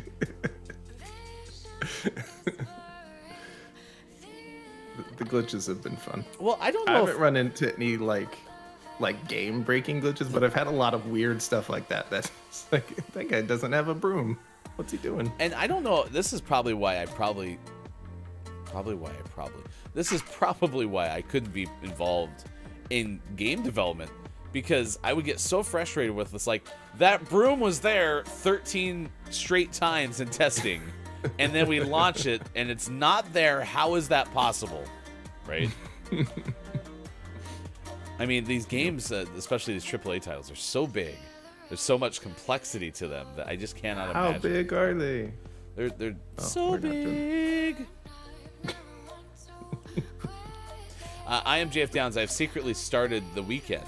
Don't tell work. Your secret is safe with us. I am JF Downs. Sean can rate you out. Oh, yeah. I'll rate you out just in case. Yeah, you'll have a backup plan. I won't tell him. But... Your secret is safe with us, JF Downs. Quiet I'm Gaming. One of the reasons I still play Far Cry is just because of the hilarious glitches. I have a bunch of stuff I want to edit and put on TikTok. Far Cry's a good one. Far Cry led to many hilarious situations. Yeah, there was one of our reels or YouTube shorts that I actually expected more people to get a kick out of, just statistically. It was the one where the Ghost crew showed up. When you were playing GMS Plays, you just like walk through this like arch and there's nothing there, and all of a sudden 3 people fade in like they came off the Starship Enterprise. They were friendly ghosts there to help. What a bizarre one. All right, coming up, we will tell you a story next hour about a teacher accused of biting 2 students over a jar of pickles. That is on the way, but right now, what we're tracking at this hour on Gaming Morning Show is from wavy.com. About an Indiana boy. Wavy.com. I was rescued after getting stuck in a tree rescuing a cat. Have you ever had to do the like stereotypical cat rescue out of a tree? At least like get a ladder or something? No, never. Here, Arturo, come down.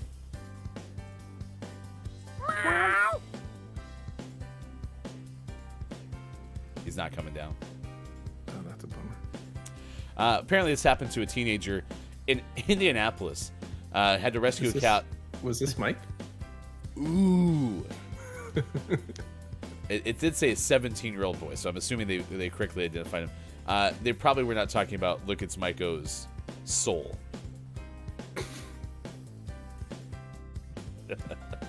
Had to go up to the top of this tree to try to find this cat. In fact, I don't even think it was this person's cat. Just happened to see the cat in the tree and decided to rescue it. Climbed 35 feet, according to the Indianapolis Fire Department. This person was identified and said, quote, according to the department, he was trying to do a good deed and bring the cat to safety. While this person had no trouble climbing up the tree, his positioning did not allow the same ease for getting down. So crews were called to the park, and they used a rope system to lower the boy to safety. About 2 hours later, the department also released video of the rescue. The team was checked out by medics, found only have a few scrapes, released to his parents, although the cat remained in the tree.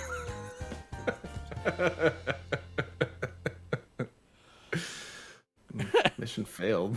Quote, the cat seemed to enjoy the commotion but made no effort to climb down the tree. The 21-year-old woman who was the cat's owner ended up hiring a private company to retrieve the feline. A private company? What company is this? Cat Retrieval Cat Retrievals R Us. I just got an idea for a new company. GMS Rescues? GMS says. I sent you a Rocket League invite if you want to join us. That is what we are tracking at this hour on Gaming Morning Show. What a silly cat. So I actually thought the whole thing was supposed to be that if a cat was up in the tree, you weren't supposed to try. And like, isn't the cat like supposed to be comfortable in the tree? I guess it depends on the cat. Going up trees is easier than going down trees, so maybe some cats just get too far up, they can't handle it. Maybe I'm getting confused between cats and like if you find a bird's nest on the ground or something. It's like Two the very same. common and incredibly similar things. Top of the moron to you. Woo Dang Pig is here on Friday. Good moron. Good moron. Hello, good people and downs. Whoa! Whoa! Woo! What would make you do such a thing? And then I don't know why, but for some reason I'm interpreting Downs' reaction. Hi, Woo. Like, it's not even how Downs sounds. Hi, Woo. KJ goes, the BIL had to rescue his cat from a 40-foot tree. Everyone made it a harrowing adventure. Will all limbs and body parts unaffected with all... Wow. So it was like a spectacle, huh? That was a nice shot. I felt good about it. So reasons why cats get stuck in because of the ways their claws grow. Going down is very painful on their paw beds and claws. Actually, that makes a ton of sense. So, silly question of the day, perhaps. When big cats, like cats that are well known to climb trees, probably like jaguars, Cats right? of size. Yes, cats of size. Do they have not the same problem on the way down? Like, are their claws kind of more designed for that?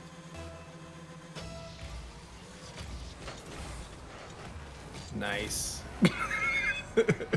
So, not only did Quiet and I tag team to get this, but watch out. Oh, you can't see it. He just lands on top of me and we just both sat there. I'm going to save that. I'll post that later. Nice. Look at that. We actually scored a goal. I think Quiet was sick of watching us flounder in Rocket League. It's like, Sean needs an actual partner. I'm going to go save them.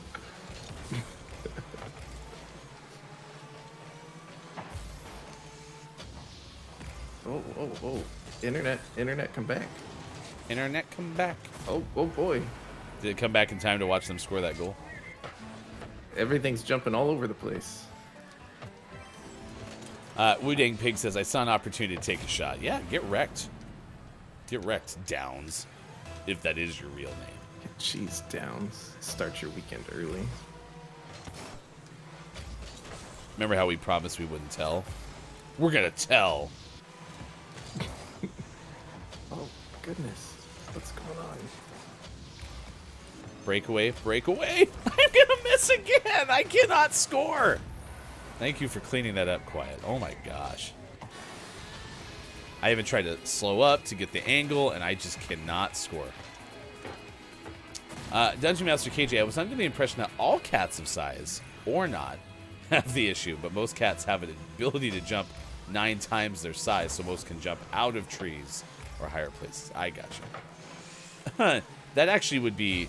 I find that kind of hilarious that cats are designed to go up the tree, but then whoever created cats was like, but we're not going to give them the ability to get down off the tree, but we'll just make them be able to land so softly. So every time a cat jumps out of a tree, it looks terrifying. Wow. I'm so frustrated with my internet. You gotta get the plug in. Plug it in, plug it in. What does my PlayStation also smell wonderful? I mean, it is so big, they could have made it a diffuser.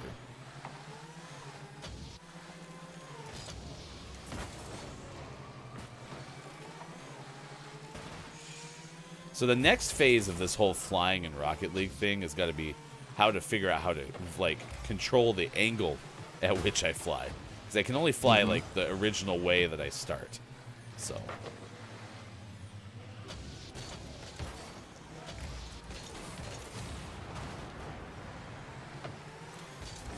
morning again, Scott Chick 360. It's good to see you. Thanks for being back on Gaming Morning Show. I'm actually surprised how few Netflix recommendations we've got today. Netflix is for old people. Netflix is a joke. I do like that title for their YouTube page for comedy. Or maybe that's just like what they call their comedy section now. But yeah, it's hilarious to me.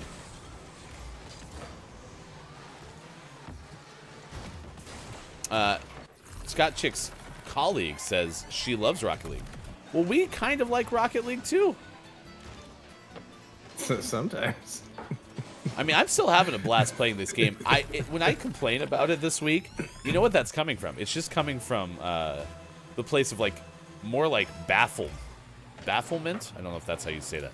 I'm just amazed. Like, we usually will win like half of our games just playing casually during the course of the show, and that has not been the case lately. Even with how bad I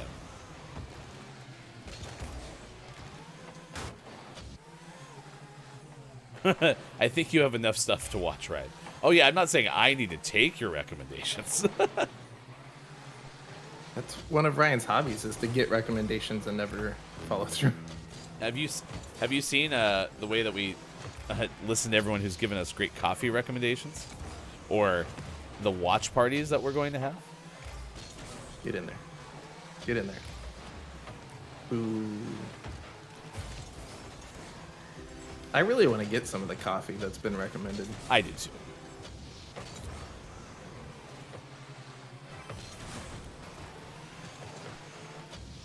We got sports coming up next.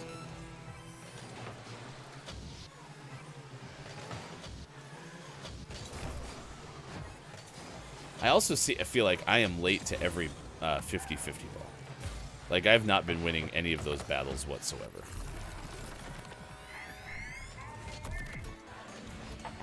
How on earth does this goal celebration work? So it's like little pieces that are honeycombed together? Oh, it's a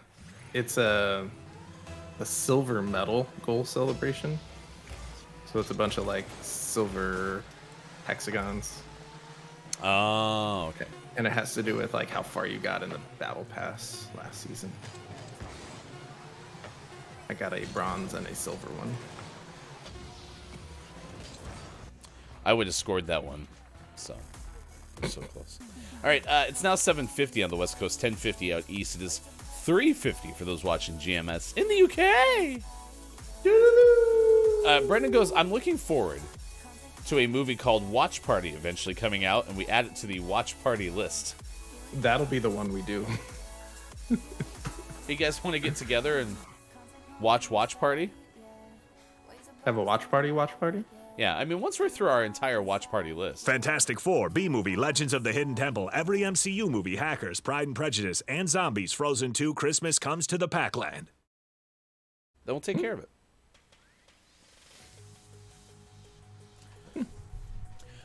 KJ says, one of my cats can standing jump from the floor to the top of the door, but struggles to get down. So he will jump, but he has some dope monk stuff going on, and also floats down. It's fun to watch. You started me on a cat tangent. Last story, another one of my cats likes to fly jump over things, i.e. laundry basket of clothing. He takes a running leap and looks like he hovers forward over a basket of clothing and then lands fancy and continues on his way as if he didn't just do an amazing thing. Cat Tangent was my nickname in high school. Meow. Hey, it's Brendan_TTV. The way I will absolutely show up if we ever watch Christmas Comes to the Packland. I think that's going to be part of our GMS holiday event next year. It has to be. Did we mention today is National Worship of Tools Day? What'd you call me? Oh, mighty tape measure that I think I bought from the dollar store. How you help me measure things. It is exactly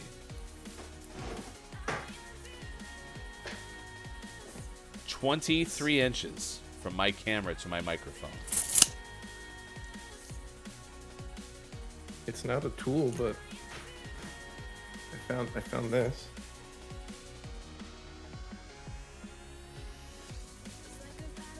You have the weirdest things in your studio. Will it ever end? It's pretty long. If anyone needs a light bulb, like 7 feet from What do you use that the for? plug-in. I think it was. I don't use it for anything. I think it was one of the kids'. They had one of those lamps that's like made out of like paper folded into some big weird shape thing, and the paper didn't survive, but this did. But now, whenever I get a good idea, we can go. Ding. Like it better falling from above. Ding. You just have that on a pulley. Let's have a moment of silence for Sean's kid's paper lamp. I said a moment of silence. Sean, Sean, trying to honor the loss of a paper lamp. Sean, you get back here. Sean? Moment of silence. You're supposed to put your head down.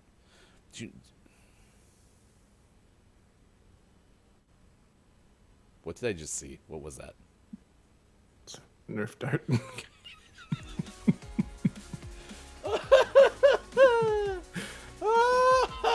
I'm so tired. Downs goes, there's a film called The Watch and another one called Party. Could make it a double billing.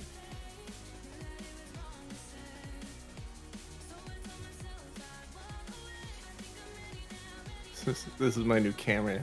My new microphone angle. After you did that, that's quite a work of dart. I actually think that Downs is channeling my creation of my actual band that I will actually make, which is a Weekend Countdown. Have you heard my Weekend Countdown theory? I have. So we make a band called Weekend Countdown, okay, and we name all of our songs something to the effect of our number one hit, and back at number one, and climbing the charts, and all these other things, so that when we finally get aired on a hit music station's Weekend Countdown, it'll go something like this. 104.5 The Blaze. No, that's not a good one. 104.5 Rocket League Radio. Thanks for being along with us for this Weekend Countdown. We get set for our number one hit this weekend, and it's from Weekend Countdown. This is the song that they debuted with. It's now number one on the charts. It's the number one hit of the weekend. Right now, Weekend Countdown with number one hit on Weekend Countdown. 104.5 Rocket League Radio.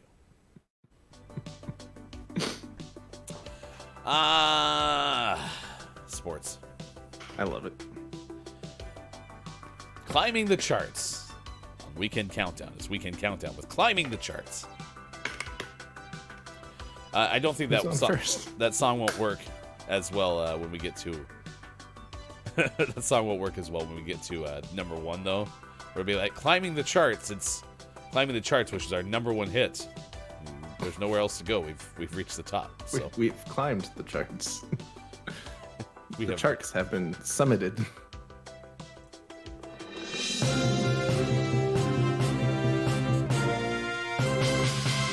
In sports, it's not technically breaking news, but this was very exciting yesterday for Look, It's Myco. Major League Baseball. The players, the owners, they're all friends again. Woo! And they never fought again. This is the last labor dispute that will ever happen ever in baseball. Bob is good with it. Apparently, their bitter money fight, as it's written by Associated Press, is over, and a 162-game season will start on April 7th. So this will be such a much shorter season, you won't even notice how long 162 games takes.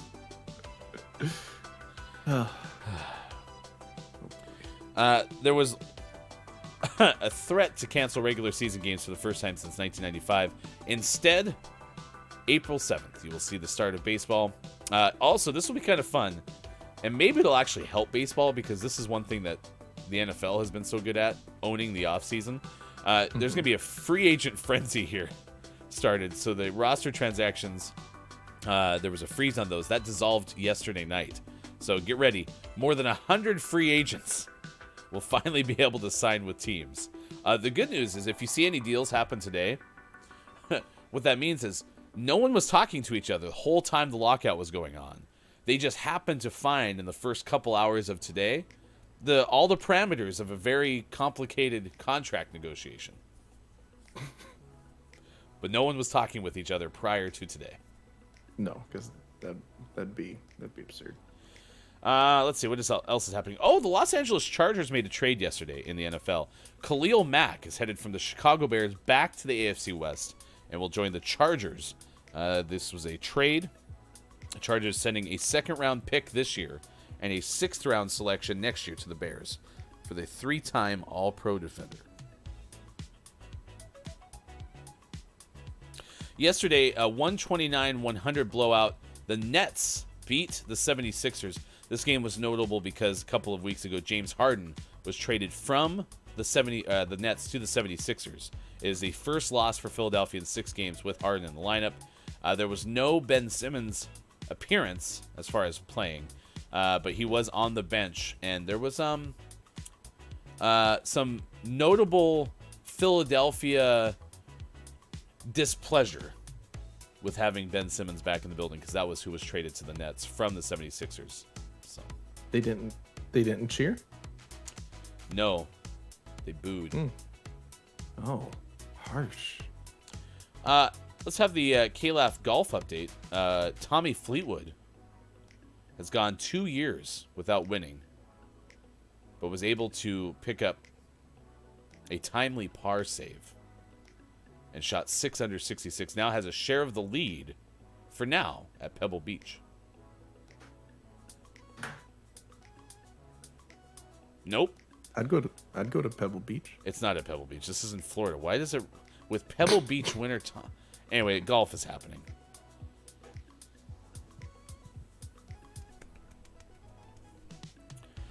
I don't know. I don't get anything else. Sports. Oh, wait. Yesterday, your Calgary Flames played. Mm-hmm. They played the Tampa Bay Lightning. That was the team that beat them in the 2004 Stanley Cup. Didn't happen yesterday. Get wrecked, Tampa Bay, and all of your fans. Yeah. 4-1 win for Calgary. Nice. Your Good game. Calgary Flames. However, your Seattle Kraken lost in overtime at Ottawa 4-3. Yep. All right, Pac-12 tournament still going on in men's basketball. Mm-hmm. Yesterday, Oregon lost. They did. They scored 69 points, though. It's a good amount of points. Nice. I have no clue who's in what, though. I can't find the Pac-12 tournament on this list. Oh, yeah. USC beat Washington. UCLA beat Washington State. So USC and UCLA will be playing each other in the semifinals. Arizona beat Stanford, so they'll be paired up with Colorado. Those games will be taking place tonight. So USC could make the tournament. They should. They've had a good season, so they should make it. Oh, they were going to be in no matter what. Yeah. Got it. Quiet. Oh, there you are right there. I can't re-invite you for some reason. The party was destroyed for an unexpected reason. All right, that is your sports. Next hour, we're going to play community games. Downs, do you still miss Google Feud? Maybe I could get that up and running. Ugh. Well, it's not like Google Feud. It's like Google Feud Lite. Is this the new one we've been promised? Yeah, well, I mean, we just started talking about this new one like a day ago. Is this like a fulfillment day ago? Yes, time is different in the world of GMS fulfillment. Also, Top of the Mora. Pickle Feats is here. It's good to see Pickle. It's like a metric day. The good news is coming up next hour, for those who like pickles, I'll tell you of a teacher accused of biting 2 students over a pickle jar. Pickle feet star. So that's on the way. It's the Friday edition of Gaming Morning Show. We are so glad that you are with us wherever you may be. I can be on Facebook Gaming, Twitch, YouTube, Twitter, or GamingMorningShow.tv. We'll come back with more. It is the Friday show, March 11th, 2022. Be right back. As long as I can. Storm clouds are coming. it's best if you prepare. If we get tomorrow, promise I can try. Give you love to borrow, just to get us by. And sometime when you're ready, soften up the blow. Our love was never made to last. I don't wanna give you back to hold on to.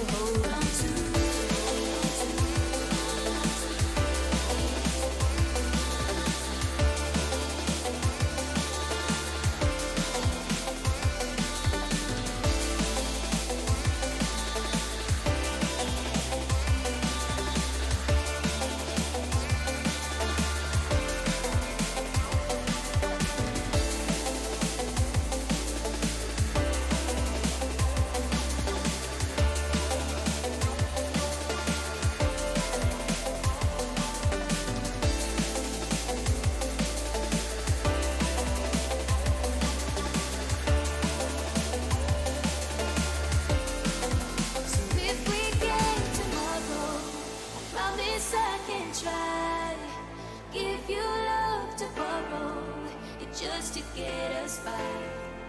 Sometime when you're ready, I'll soften up the blow. Our love was never made to last, and I don't wanna give you back to hold on to.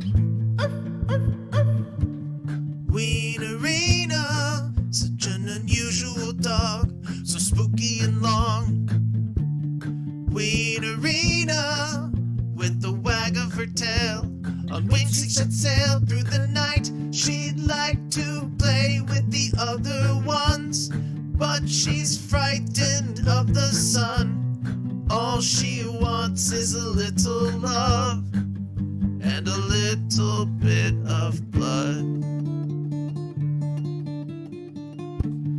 Wienerina at midnight digging up bones with her pet snake Ramon.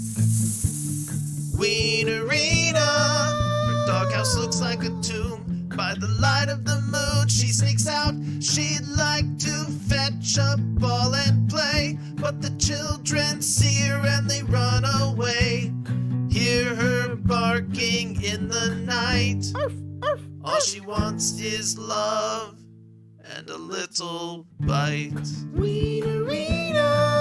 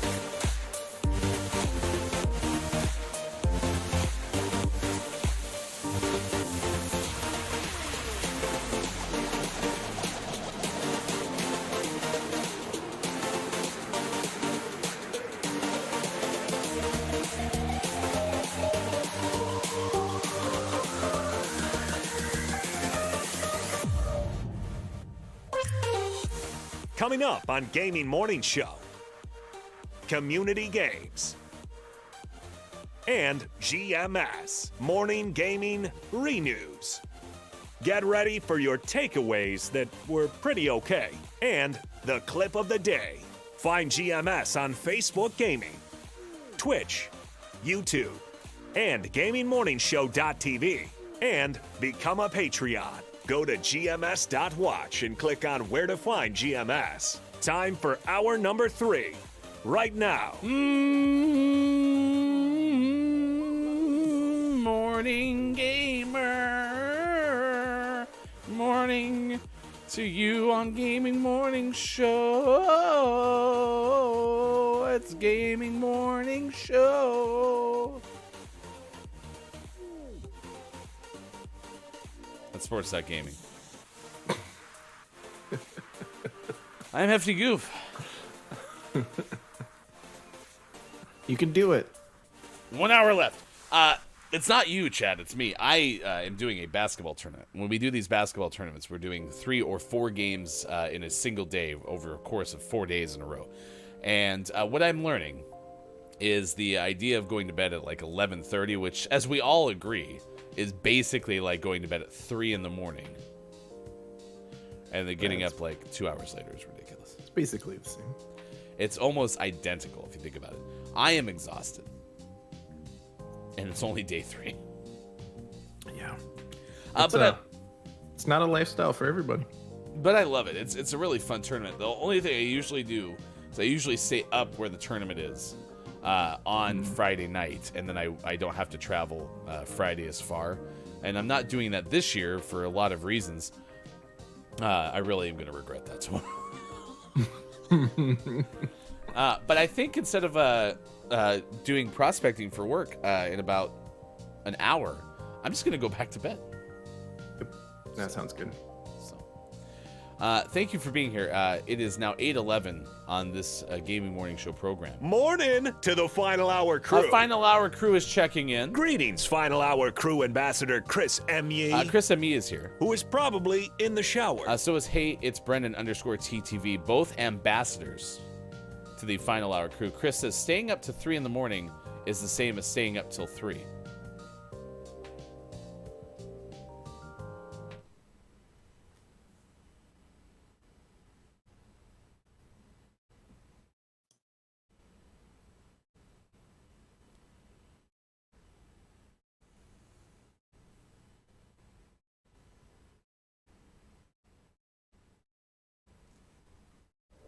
Oh, yeah. Yeah, okay. Culty Vibes is here as well. Top of the Mora. It's good to see you, Culty. Thanks for being with us on this edition of Gaming Morning Show. Other members of the FHC Hello, FHC. are here as well. Quiet I Am Gaming, Dungeon Meowster KJ, Pickle Feets hanging out with us this morning as well. I am JF Downs, still trying to fight for Raphael to win our Twitter poll, which is what's your favorite, or what is the best, I should say, Ninja Turtle? Who is the best one? Yeah, everyone who's been here, it's great to see you. We are asking for recommendations from you on Netflix shows because Drive to Survive is trending on Twitter. The docuseries featuring Formula One is out today, and so we want to know what is a show on Netflix we should be watching. You just let us know. Who should I pick? You haven't voted yet?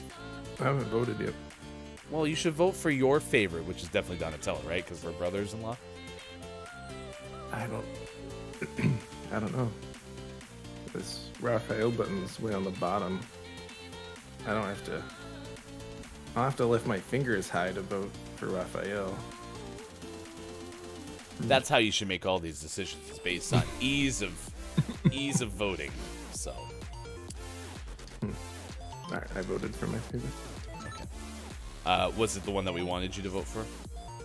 No, it was the one that actually was my favorite one as a kid. Are you gonna tell us who it was? No, Okay. this is my personal information. We'll live in mystery. That's fine. We're going to play Rocket League. Quiet, do you want to play one more time? I did invite you again because our party was destroyed. We will tell you about a teacher accused of biting 2 students over a Pickle Feets jar, so that's coming up in just a little bit as well. The series Drive to Survive follows drivers, managers, team owners, and Formula One as they are on and off the track. Docuseries gives viewers exclusive, intimate access to the people in the world of the world's greatest racing competitions, and it's definitely not produced to give you any impression that anything is other than what it really was when it happened. Yep. As is all docuseries. So. Brendan goes, my favorite series these days is Murderville.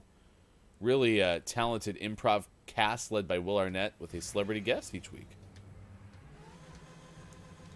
What was the... We had a joke. Wasn't it Mordor? Yep. Oh, Mordor. Yeah. Mordor. Mordorville.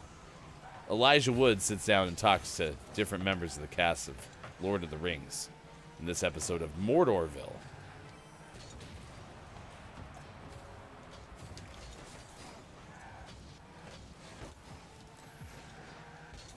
Mordor.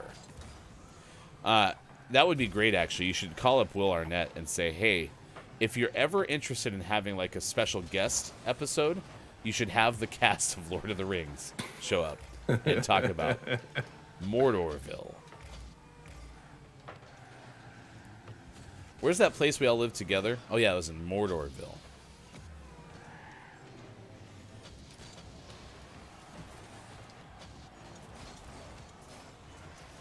Whew.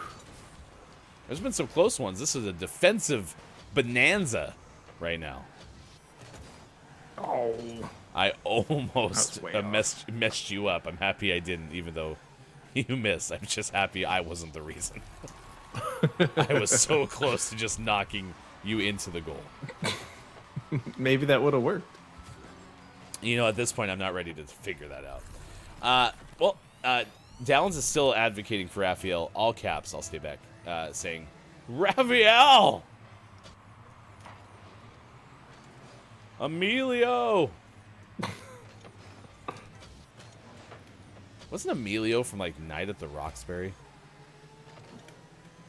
Like, wasn't that, like, where it's like they were yelling at Emilio Estevez? We're like, Emilio! I don't remember. Oh, crud. Eee! I got caught up. That on guy the ball. used me as a backboard. Watch this. I was just in the wrong place. He hits it, banks it right off me. Nice. He actually called that shot. You didn't hear it, but he was like, off sports.gaming, nothing but net.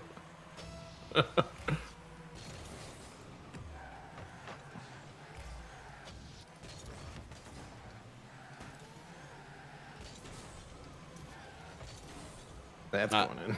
Would you put the Everyone flying through the air missed it. Would you put the trailer for that Murderville in Discord, please, Brendan? Downs goes, this has upset me more than I can put into words that Raphael is not everyone's favorite turtle.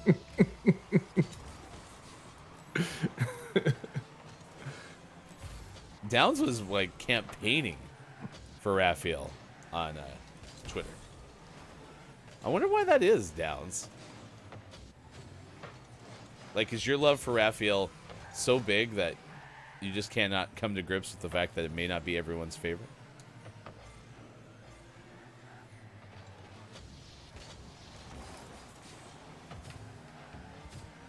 Which I get. Like, you want everyone to, you know, like the same things that you do. Yeah.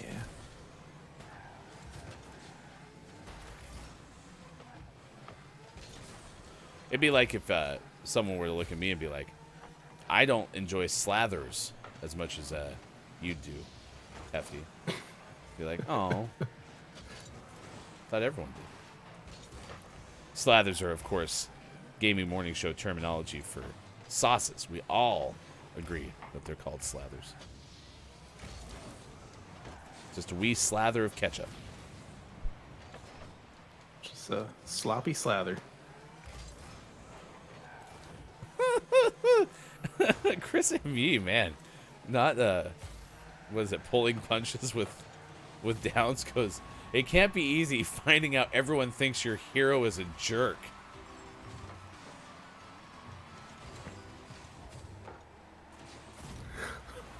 It's kind of rough, Chris. It's Friday. I hope you know now how terrible your opinion is. Okay. Downs, I still love it. But I also thought Raphael was my second favorite turtle. So, Culty Vibes is with you though. I'm a Raphael stan. I'm also cool but rude.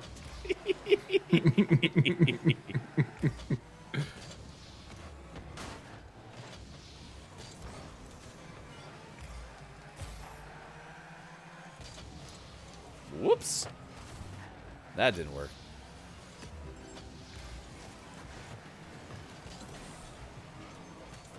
I thought the world was full of sensible, intelligent people. The fact that people do not understand Raphael is clearly the best. It really makes me question the world and everyone in it. This was the moment, huh, Downs?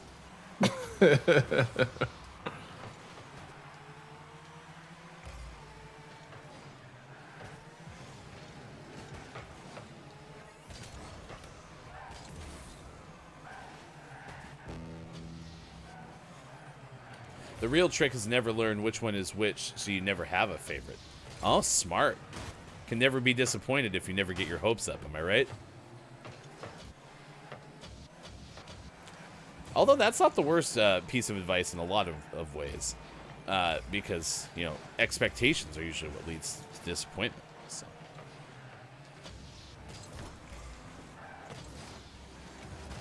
Oh, I'm so sorry. I tried to do too much.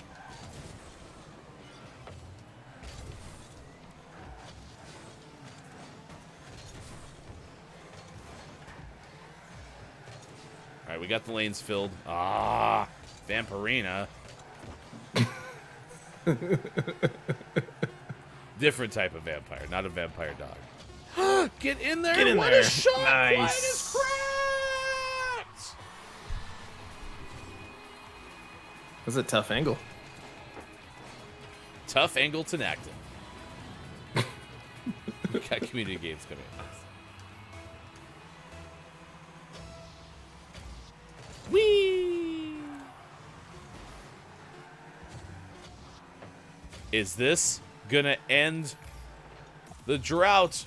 We won a game! First one all season. I'm just gonna lay upside down. We won a game. It happened. Oh my gosh. All right, I'd like and to thank. that's our retirement from Rocket League. I'd like to thank my Epic Games coach. I'd like to thank my mom, Bear, Diego. Wait, was that your mom, comma Bear? I was born of Bear. That's why I'm so furry. Hey, Bear. I thought you were male. I was wrong this whole time. I could have been adopted. Maybe Bear Bear's my surrogate. Science. It's National Middle Name Pride Day. It's National Oatmeal Nut Waffles Day. It's World Plumbing Day. National Wash Your Nose Day. National Wish Your Nose Day. National No Smoking Day. National 311 Day. National Johnny Appleseed Day. And National Worship of Tools Day. What do you think Bear Bear's middle name is? Nathaniel. Bear. Nathaniel Bear. Maybe You won't it's tell me. maybe it's it all. Bear it all bear? Yes, he does. Keith Middle Anthony name's is here. the. Hello, FHC. Maybe Bear's pronouns are he, she, they. Have you ever asked? No. You should. I've- Not right now. Not right now. No one's waiting on bated breath. We gotta get to a game. So. Wow, this is a really long conversation. We'll find out on Monday's Gaming Morning Show. Wow. Monday. Wow, that changes everything. Sean, I have a question. Yeah. Are you ready? No. I repeat, are you ready? Yes. For the millions who have been waiting around the world, it is time for the higher lower game.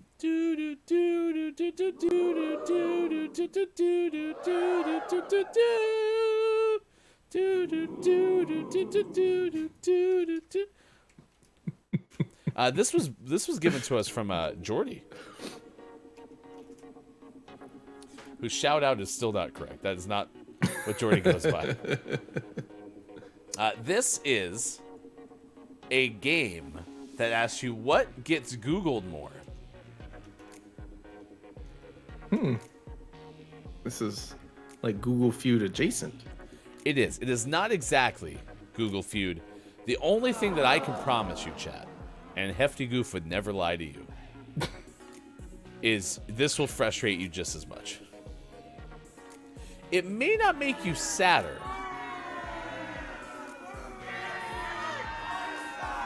Pickle. It's rude. Pickle feeds. Jeez. Tell me I suck. Jeez. So we're gonna play the classic version. I checked out Beat the Clock.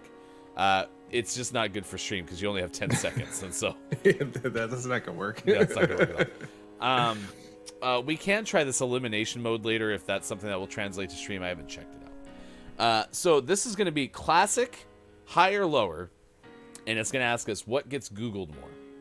Okay. So in this case, it's asking, Noah's Ark has 246,000 average monthly searches. Does the term YouTube get Googled more or less? Is it higher or lower than the searches for Noah's Ark? Just YouTube, like just by itself. Yep, Not just like YouTube. YouTube plus something else. Okay. That's what I interpret this as, yes.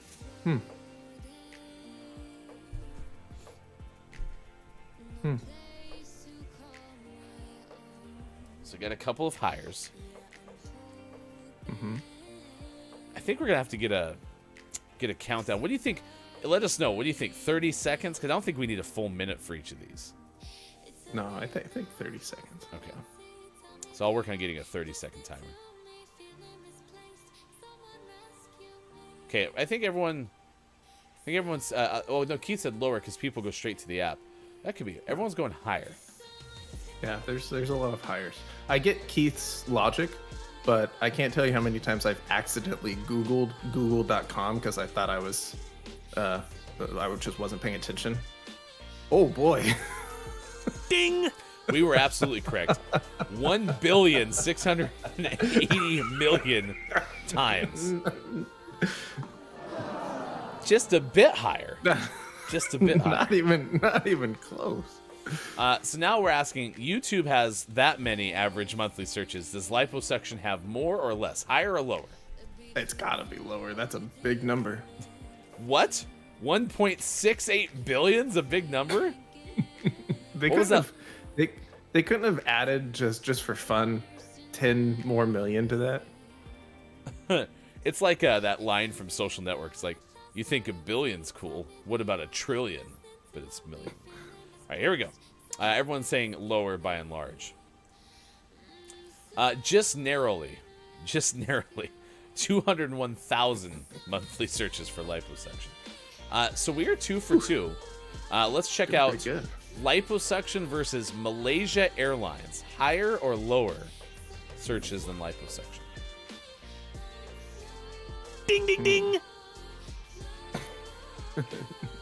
So Down says it's the exact same. Yeah, so for the first time in a higher or lower history on the show, Downs has guessed the letter U.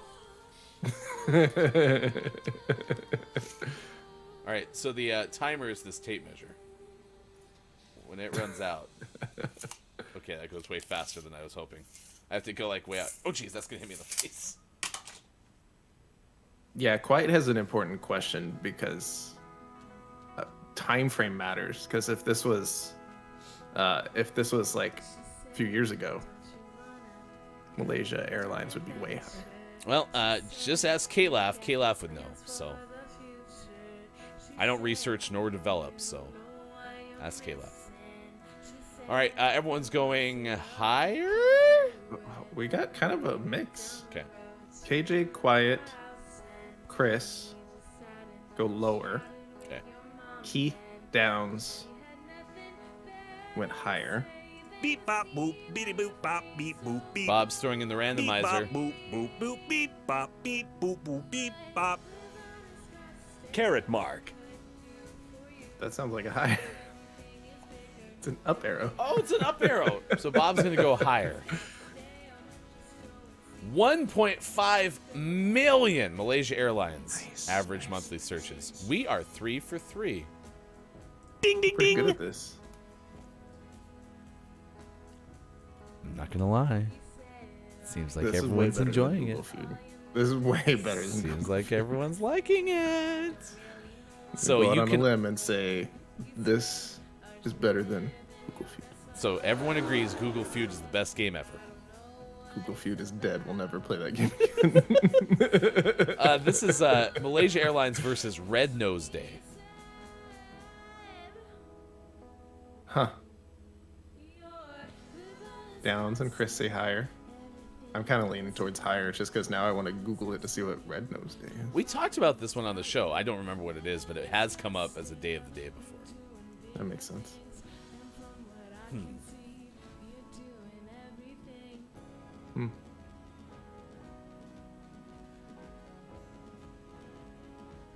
All right, I see a lot of higher. Seems like higher. Yeah, we'll go higher. I think higher hasn't. Red Nose Day is only searched 200. Oh, jeez, there's an ad and it scared the crap out of me. It's so loud in my headphones. Make it stop.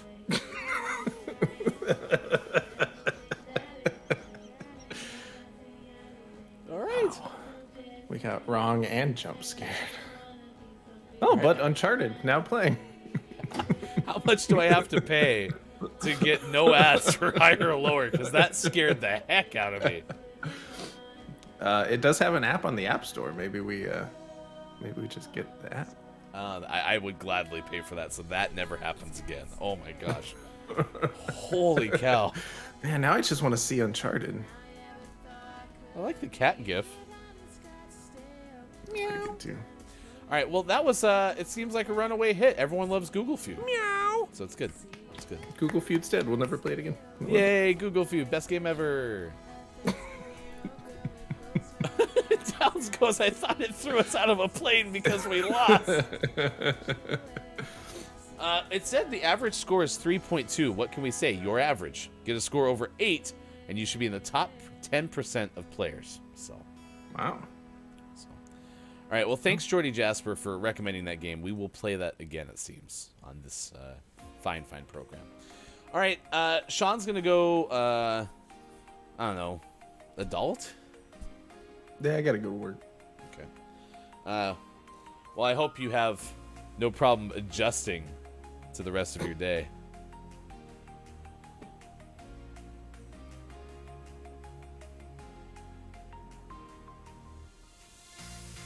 Bye, Bear Bear. Bye, Sean. We'll miss you. Goodbye. Goodbye. Goodbye. Goodbye. Goodbye. Goodbye now. Goodbye. Goodbye. Goodbye. Wait, Bear Bear? Bear Bear's staying, maybe. Bear. Oh, no, there he goes. Okay, Bear Bear's gone. Goodbye. Goodbye. Goodbye. I am Hefty Goof. I will take it the rest of the way on this edition of Gaming Morning Show. Chris has a point. I almost sliced myself with my tape measure. Apparently, that has happened before to KJ. I may or may not have given myself a cut on my neck from a tape measure. It hurt. Dude.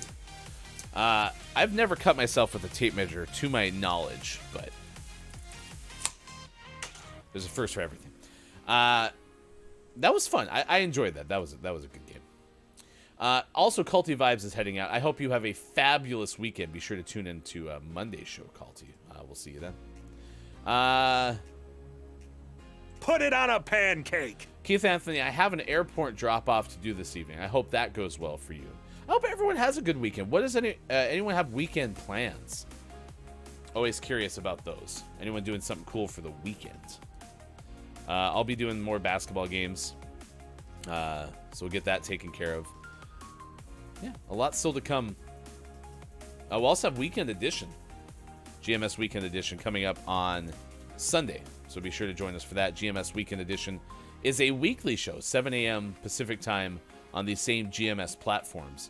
Chris, Emmy, Austin Attack will help you recap the last week of gaming news. Also, take a look at what happened during Gaming Morning Show.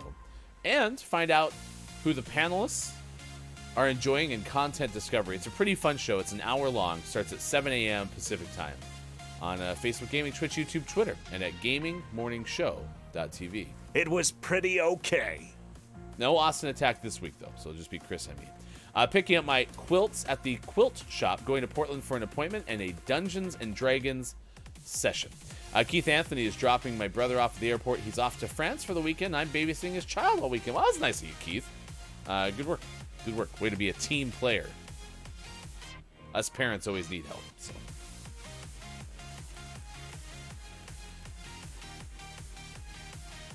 Water's tasty this morning. All right, we'll play a couple more games of Rocket League this morning and get you to the Gaming Morning Show Morning Gaming News. We'll have clip of the day, takeaways that were pretty okay. Thanks again to Archie for the raid this morning on Twitch, and Toxic, Dad Life, and Metachan for following. Everyone who's hung out with us. Maybe you're checking out Gaming Morning Show for the first time today. I really enjoyed having your company. And hopefully we'll check out Drive to Survive out today on Netflix.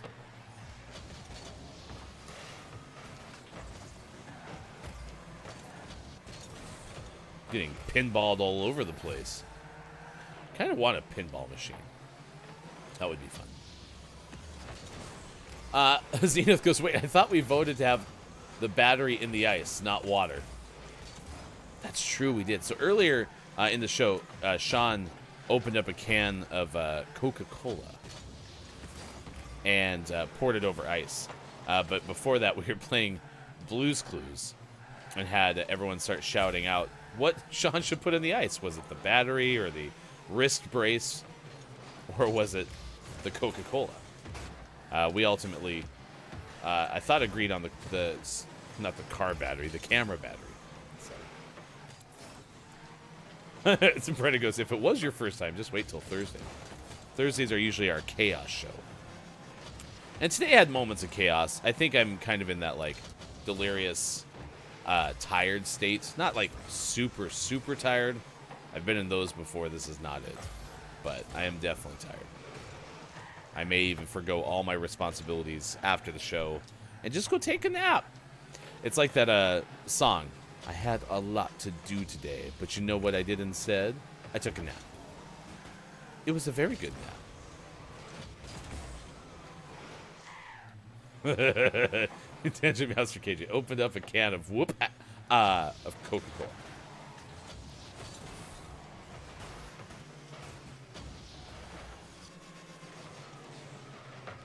I think you should get points. Now that I think about it, in Rocket League, you should get points for doing Tony Hawk Pro Skater-esque tricks. So if I can land like a 720 or something like that, that'd be pretty awesome. I'd be a fan of that. Hey, it's Brendan_TTV goes, looking for the next GMS 24-hour stream, which was actually a 27-hour stream. That was delirious. Yeah, I still think we kind of get a benefit that many other streamers who go solo don't get, which is when you're there doing a 24-hour stream. We've seen Austin Attack do this before. They actually have to do the whole thing for 24 hours, whereas we kind of, shared the load. So I don't think I don't know, maybe I did get delirious. I don't remember. We were up pretty early, but I started the evening. I only slept, I think, from 7 in the evening till, gosh, what time did I join? Probably about midnight. And so, yeah, I guess I probably was pretty tired for that. I really want to keep playing It Takes Two. I did enjoy it. We started playing that game last September, and we have not revisited it since, but we still owe everybody another episode of GMS Fudge Village. We owe everybody the Shancert. So we have a lot of, IOUs to reconcile first. It's like the briefcase in Dumb and Dumber. Kage Boy is here. Good morning to you, Kage Boy. Thank you for being here for the final hour of Gaming Morning Show. Hello, FHC. Part of the final hour crew. I am Hefty Goof. We are a morning radio show that plays games. And today, Drive to Survive is out. It's the Netflix Formula One docuseries. What are you watching on Netflix? Chris and me, Austin. Don't let me do another 24-hour stream. Yeah, I still cannot believe Austin did the second one. Kage Boy is a streamer. Kage, have you ever done a 24-hour stream yourself? But we were debating when the weekend actually starts, because as we all universally accept and embrace, in addition to Google Feud being the very best game, Wednesday is very commonly known as the weekend of the week. But we were asking, well, what constitutes as the start of the weekend? Because the weekend has long been known as Saturday and Sunday, but does the weekend actually begin on Friday at 5 o'clock in your time zone if you work a Monday through Friday 9 to 5 job, and then is Sunday at 5 o'clock the end of the weekend? We've kind of pondered that today. Kage Boy said I have done one. Yeah, I can't imagine. The hardest part in radio, I'm pretty okay doing a lot of things in radio. And just in hosting in general. For example, if you needed me to give you 1 hour running some sort of stream or event, maybe an infomercial about WD-40. I don't know anything about WD-40 other than when I need to keep my chair from squeaking, I reach for WD-40. When I need to demonstrate what a cat looks like in the arms of its owner, I reach for WD-40, right? All these common uses for WD-40. So I know a little bit about it, but if you gave me 3 bullet points, you said by the end of an hour, we need to make sure that we give these 3 bullet points in a way that people can understand, I can do that. But it's also not fun to broadcast by yourself for 3 hours. For me, a lot of people are very good at it. I am not that person. And so I did not like doing sports talk for that reason. Sports talk, when you're a sports talk host, you're sitting there talking to yourself for 3 hours. And right now, I'm doing the final half hour of this show by myself. This would not be something I would do routinely. So to know folks like Kage Boy, Austin Tack, who are very good solo streamers, who can do 24 hours by themselves, even with guest appearances, because that does happen in those streams. That's still amazing. You are absolutely amazing for being able to do that. So I've been around radio a long time. Anything talking to a microphone, which streaming certainly is, and you can do that way, that's very impressive. So we won a second consecutive game of Rocket League. That is not some small feat, given the context of this week. Very, very impressive. I'm proud of us, chat. Thank you. Thank you. Thank you. It's now 8:42 West Coast time, 11:42 on the East Coast, and it is 4:42 for those watching GMS in the UK. KJ says maybe next 27-hour stream we do GMS plays D&D. I'd be interested in that. That'd be fun. Sports.gaming. Google Feud is dead. Google Feud's never been more alive. We just had a tremendously fun time playing the new version of Google Feud. It'll never die again. Everyone is so excited and thankful that we now have a new version of Google Feud. Everyone. Chris M. even said, thank goodness for that. Thank goodness we have a new version of Google Feud. I'm JF Downs. Weekend for me is about 6:20 p.m. Friday through 9 a.m. Monday. Well, you have a pretty solid weekend. From the 6 o'clock hour to the 9 o'clock hour. Nice. Quiet I'm Gaming. GMS PDND. Yeah, let's go. Zenith, wait. You aren't mentally unstable enough to have a conversation with yourself? I mean, my attention span is rough. That's the reason I can't do baseball on the radio. I mean, baseball is a great sport. I enjoy sitting in the stands. I really enjoy having beverages in the stands of a baseball game. It's one of my favorite sports to watch in person. Watching on TV is fine. But, like, the toughest part about baseball, you're just sitting there for sometimes 4 hours. And it's not the fastest sport. It's just not. Here's the 1-2 to Yee. Just a bit outside. I was watching Drive to Survive the other day on Netflix. Made me think of a funny story involving Melky Cabrera back in the day. Here's the 3-1 to Yee. Swing on, fouled off to the right side, 3-2. And was talking to Cabrera about Drive to Survive and was really surprised about the storyline that involved Daniel Ricciardo. Really, that McLaren team expecting big things from there. Here's a 3-2 to Yee. Fouled off. Full count stays. Right? I can't do those kind of things. And the art of play-by-play, and this radio show is very similar. You constantly are recapping. You're constantly resetting. Because you never know when someone listens. I mean, there's studies out there that someone listens to a sporting event for like 3 minutes at a time, right? It's small segments. And so we're constantly giving the story. Like, you go about 90 seconds in a football or basketball game on the radio. That's the most you go without giving the score. And so it's kind of the same. That's the whole Brockemeyer joke from Hank Azaria, who made that show. It's about a play-by-play broadcaster who, like, was in the major leagues, and then his wife divorces him, I think was cheating on him, and so he has, like, this rant on air and gets fired and has to go to, like, the small baseball world. And he said his inspiration for making Brockemeyer was that baseball broadcasters can get away with talking about anything as long as they give the count. So I'll try to find the clip. Hank Azaria was on the Dan Patrick Show, and talked about it. So anyway, that's a little bit of a play-by-play rant. But yeah, about Zenith, I just don't enjoy it as much as I used to. KJ, check it out. Zenith says, if you need D&D stuff, I am here to help or to DM. You two should connect. Thank you so much for being with us, though, today, Above Zenith.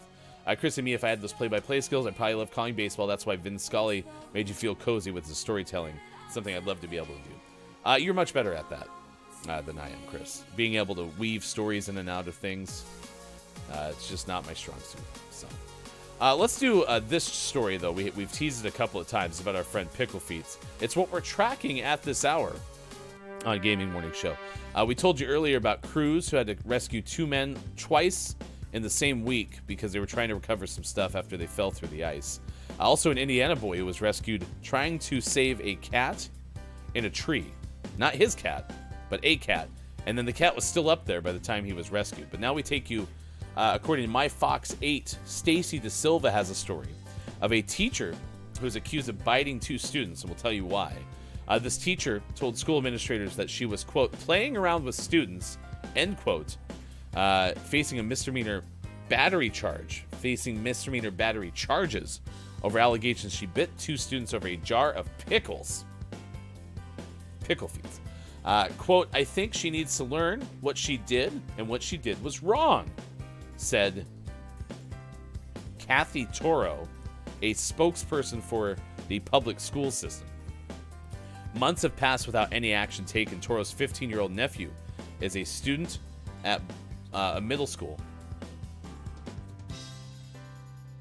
So Toro is the aunt of a student, but it says 15-year-old nephew is a student at a middle school.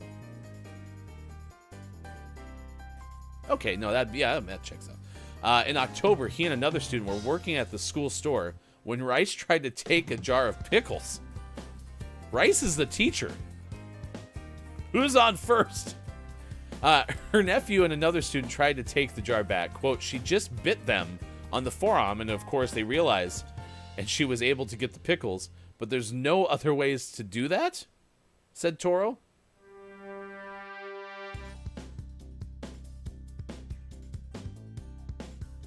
This is a confusingly written story. Anyway, the students reported the behavior to school administrators. The police department have now pressed charges. According to affidavit filed to the department, Rice admitted to, quote, licking the students. Quote, even if it was and she did lick them, but I don't believe she did, it's still not acceptable to me, said Toro. Police State Attorney's Office filed 2 misdemeanor battery charges against Rice. She will be arraigned March 31st. In the meantime, no longer working at the middle school, she was placed on paid administrative leave pending a review. Upon completion of the review, suspended for 3 days, relocated to a different middle school. Quote, although she described her actions as playing around with students, we expect our employees to act professionally and serve as models of mature behavior. They must set a good example for students to follow, and anything less is unacceptable, a spokesperson wrote a statement. It's a weird news story. Chris and me said that. It's just, I couldn't follow who they were talking about. Anyway, Toro was the aunt. Spokesperson for the school was the other person in the story. And then finally, the spokesperson wrapped things up. I'm sure it's easier to read, or it's from a Fox TV station. I assume my Fox 8, so maybe you can just watch the story. It's what we're tracking at this hour on Gaming Morning Show. It's now 8:49. Dungeon Meowster KJ said, now I want pickles. And then goes, I feel like it's assault either way. Yeah, licking a middle school student is probably not a solid idea. KJ, I only bite with consent, and only to those of a legal age, because Pickle Feet said, if you want pickles, go bite a kid. Yeah. Chris, I mean, she still gets to work around kids. Well, pending the review. No, actually, no. Completion of the review. Yeah. What a weird story. All right, let's do the Gaming Morning Show Morning Gaming Re-News. This is a recap of the video game headlines of the day. We do this in the 6 o'clock hour, and if you miss any of it, it's really easy to follow. We encourage you to go to Twitter at WatchGMS and search hashtag GMS Morning Gaming News. We'll also have clip of the day, and you can start putting in your takeaways that were pretty okay. What is something you learned from this edition of Gaming Morning Show? So we have all that ahead this morning. Our hashtag video game expert, Sean, like I said, gives you these headlines in the early part of the show. So be sure to check these out. These were all video game adjacent, according to Sean. Pokemon TCG, Pokemon Go expansion revealed, releasing in July, according to Wesley LeBlanc of Game Informer. It's basically card collectibles, but specifically to Pokemon Go.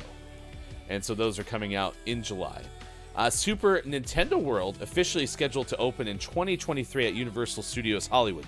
So this is now, it was speculated for a long time, according to Polygon's Pete Volk. It's actually happening. And this is in Hollywood, which I'm really excited about because I saw the Super Mario or Super Nintendo World theme park that opened up in Japan. I was like, that would be really fun to go check out because there's some certain, like, theme parks that, like, they have things that I have never been too excited about. Like, I know there's a ton of Harry Potter fans, never been excited about that. Obviously, there's a lot of Marvel fans. Not super excited about that myself. But like living in a Super Mario Brothers like ride or participating in one, that would be really cool. So I'm very excited about this. And because it's on the West Coast, now we can drive on down or take a cheap flight. So that would be a lot of fun. Brendan goes, woohoo! Super Nintendo World. I kind of sounded like Mario from Nintendo 64. Road Trip. Chris M.E. said, I'm excited. Come on down. So that should open in 2023 at Universal Studios in Hollywood. And then last but not least, Wesley LeBlanc of Game Informer has told us Nintendo has revealed Lego Peach. It's the new adventure course coming this August. Apparently there's like a Lego Mario set. And I think there was Mario, Luigi have been put out. And now Peach is the newest one. I may have that wrong. Maybe Toad came out as well. All I remember Sean saying is that these were given to one of his kids for the holidays. Sean was super excited. And then they like no longer play with them. So disappointing. I like the Lego stuff. I like the Lego tie-ins that they make. I'm not a huge Lego fan. Like I don't have a lot of Legos. I never played with Legos a ton. But like all the cool stuff that can be built with Legos, you have like the Star Wars stuff. Some people have put together like the Millennium Falcon. Pretty impressive. Out today, WWE 2K22, which gives me another chance to shout out JF Downs with the Streamer Wrestling Federation. So if you want to get in on that, find JF Downs on Twitch. But our name of the morning was Hotel Transylvania Scary Tale Adventures, out for Xbox One and Xbox Series X. I'm assuming it's a Hotel Transylvania tie-in to the movies. So, but both of those are pretty big. WWE 2K22 and Hotel Transylvania Scary Tale Adventures. So, that's your Gaming Morning Show, Morning Gaming Renews. Stick around. We have clip of the day, takeaways that were pretty okay, and if you're watching on Twitch this morning, we will send you somewhere. Our Billy Thundergun Award, there's been a lot of animosity toward Raphael. JF Downs has been sitting here patiently and handling it. So I give you a ton of credit for that, because Raphael is a much better turtle than is given credit for.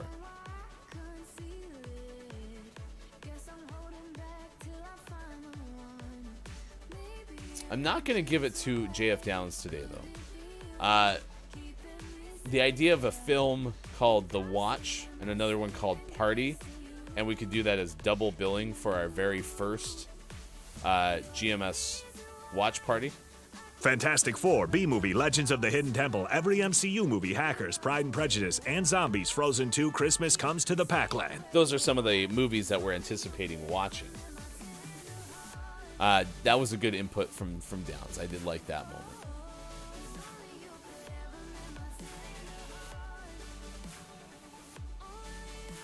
You know, I know who it is.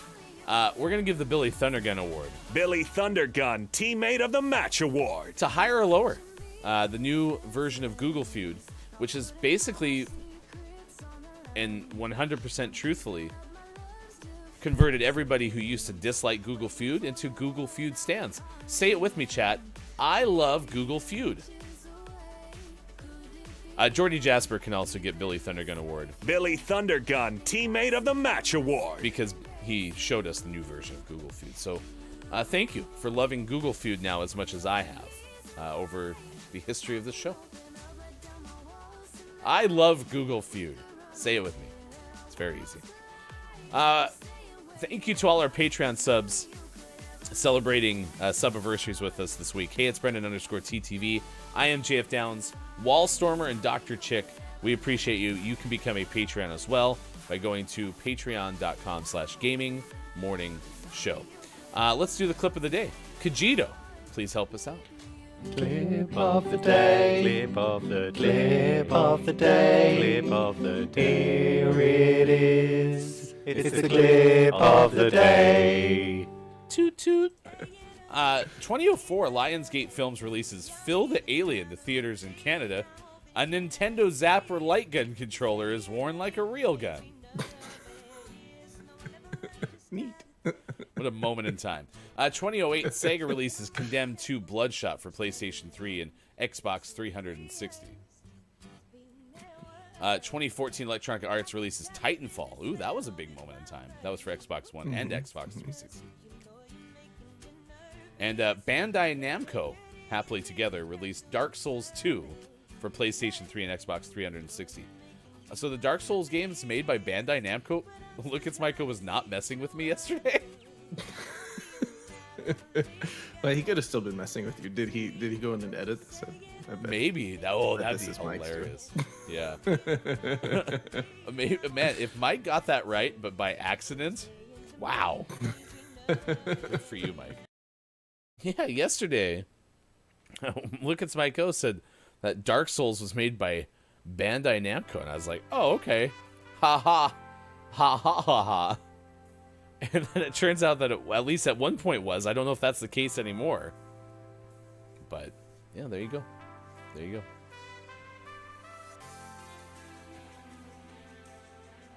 Oh, that's true. Pickle goes, why would you ever think that Mike is messing with you? I don't know how on earth I could have ever once thought that. So, yeah, never again. Never again. Always trust Look, It's Miko. If you would like to trust Look, It's Miko with your body, you can go to drsquatch.com and save money on Dr. Squatch soap, like the Cedar Citrus Zero Grit soap.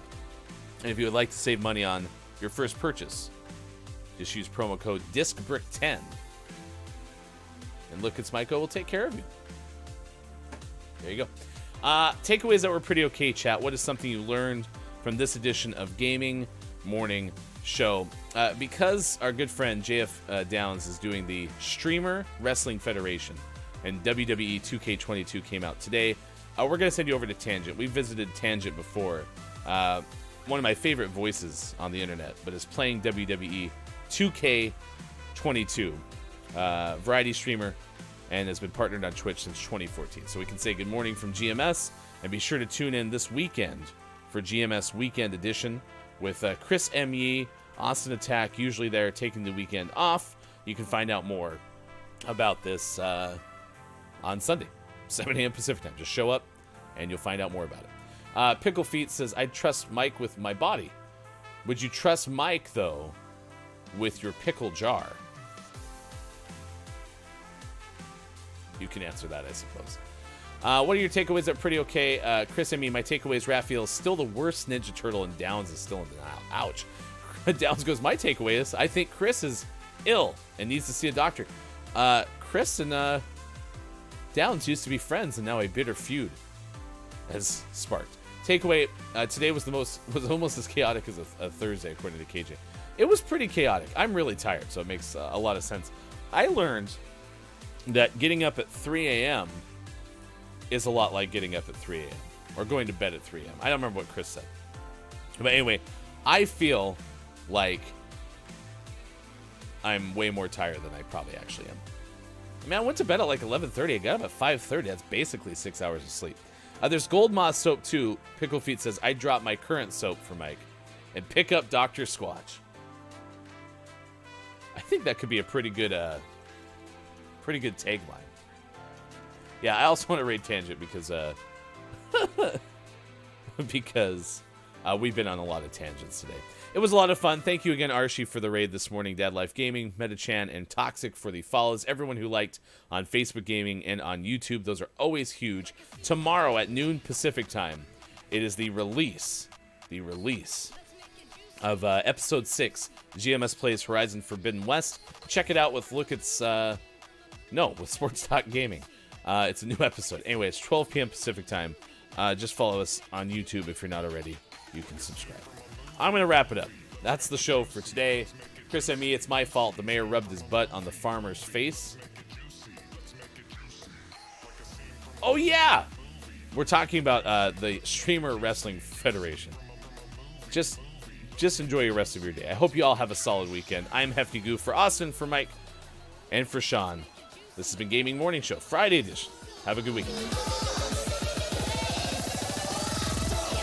Man, that is so juicy.